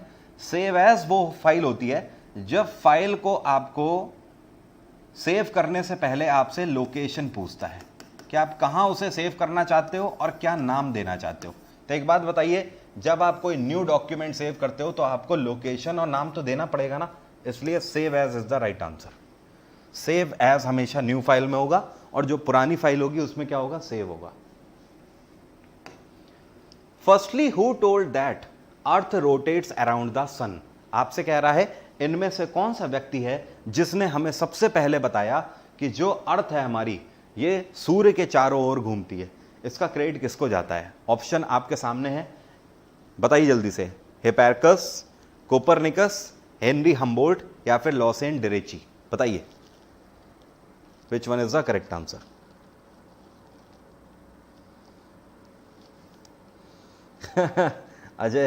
अजय कहना है नामकरण होता है फाइल का। बिल्कुल सही बोला आपने, हिंदी में नामकरण ही इसको बोलेंगे। बहुत बढ़िया। कोपरनिकस, सभी के आंसर बिल्कुल सही है। निखिल ठाकुर क्लास में आ चुके हैं, आपका भव्य स्वागत है। निखिल आइए, स्वैग से स्वागत किया जाए निखिल ठाकुर का। Copernicus is the right answer. Who has established चार मीनार इन हैदराबाद? अभी अभी मैंने आपको बताया था कुली कुतुब शाह को इसका क्रेडिट जाता है चार मीनार को हैदराबाद में एस्टैब्लिश करने के लिए। चार मीनार को 1591 में एस्टैब्लिश किया गया था। और चार मीनार की हाइट कितनी है? इसकी हाइट है 56 मीटर। कितनी? 56 मीटर चार मीनार की height. When we observe sports day, sports day हम लोग कौन से दिन मनाते हैं? बता सकते हो? 1 मार्च, 22 मई, 14 दिसंबर या 29 अगस्त? हिंट केवल इतना दे सकता हूं कि अभी हाल ही में मनाया था। जल्दी से बताइए, जल्दी बताइए, स्पोर्ट्स डे हम लोग किस दिन मनाते हैं? स्पोर्ट्स डे हम लोग किस दिन मनाते हैं? जल्दी से आंसर करो। बहुत बढ़िया, अविरल आंसर सही है। आयुष आंसर सही है। पीपल हु आर सेइंग 29 अगस्त, दे ऑल आर करेक्ट। ठीक है, 29 अगस्त को स्पोर्ट्स डे। अगला क्वेश्चन है, we celebrate sports day in the memory of whom. जो हम लोग स्पोर्ट्स डे मनाते हैं 29 अगस्त को, ये किसकी याद में मनाते हैं? ये हम लोग मेजर ध्यानचंद की याद में मनाते हैं। किसकी याद में मनाते हैं?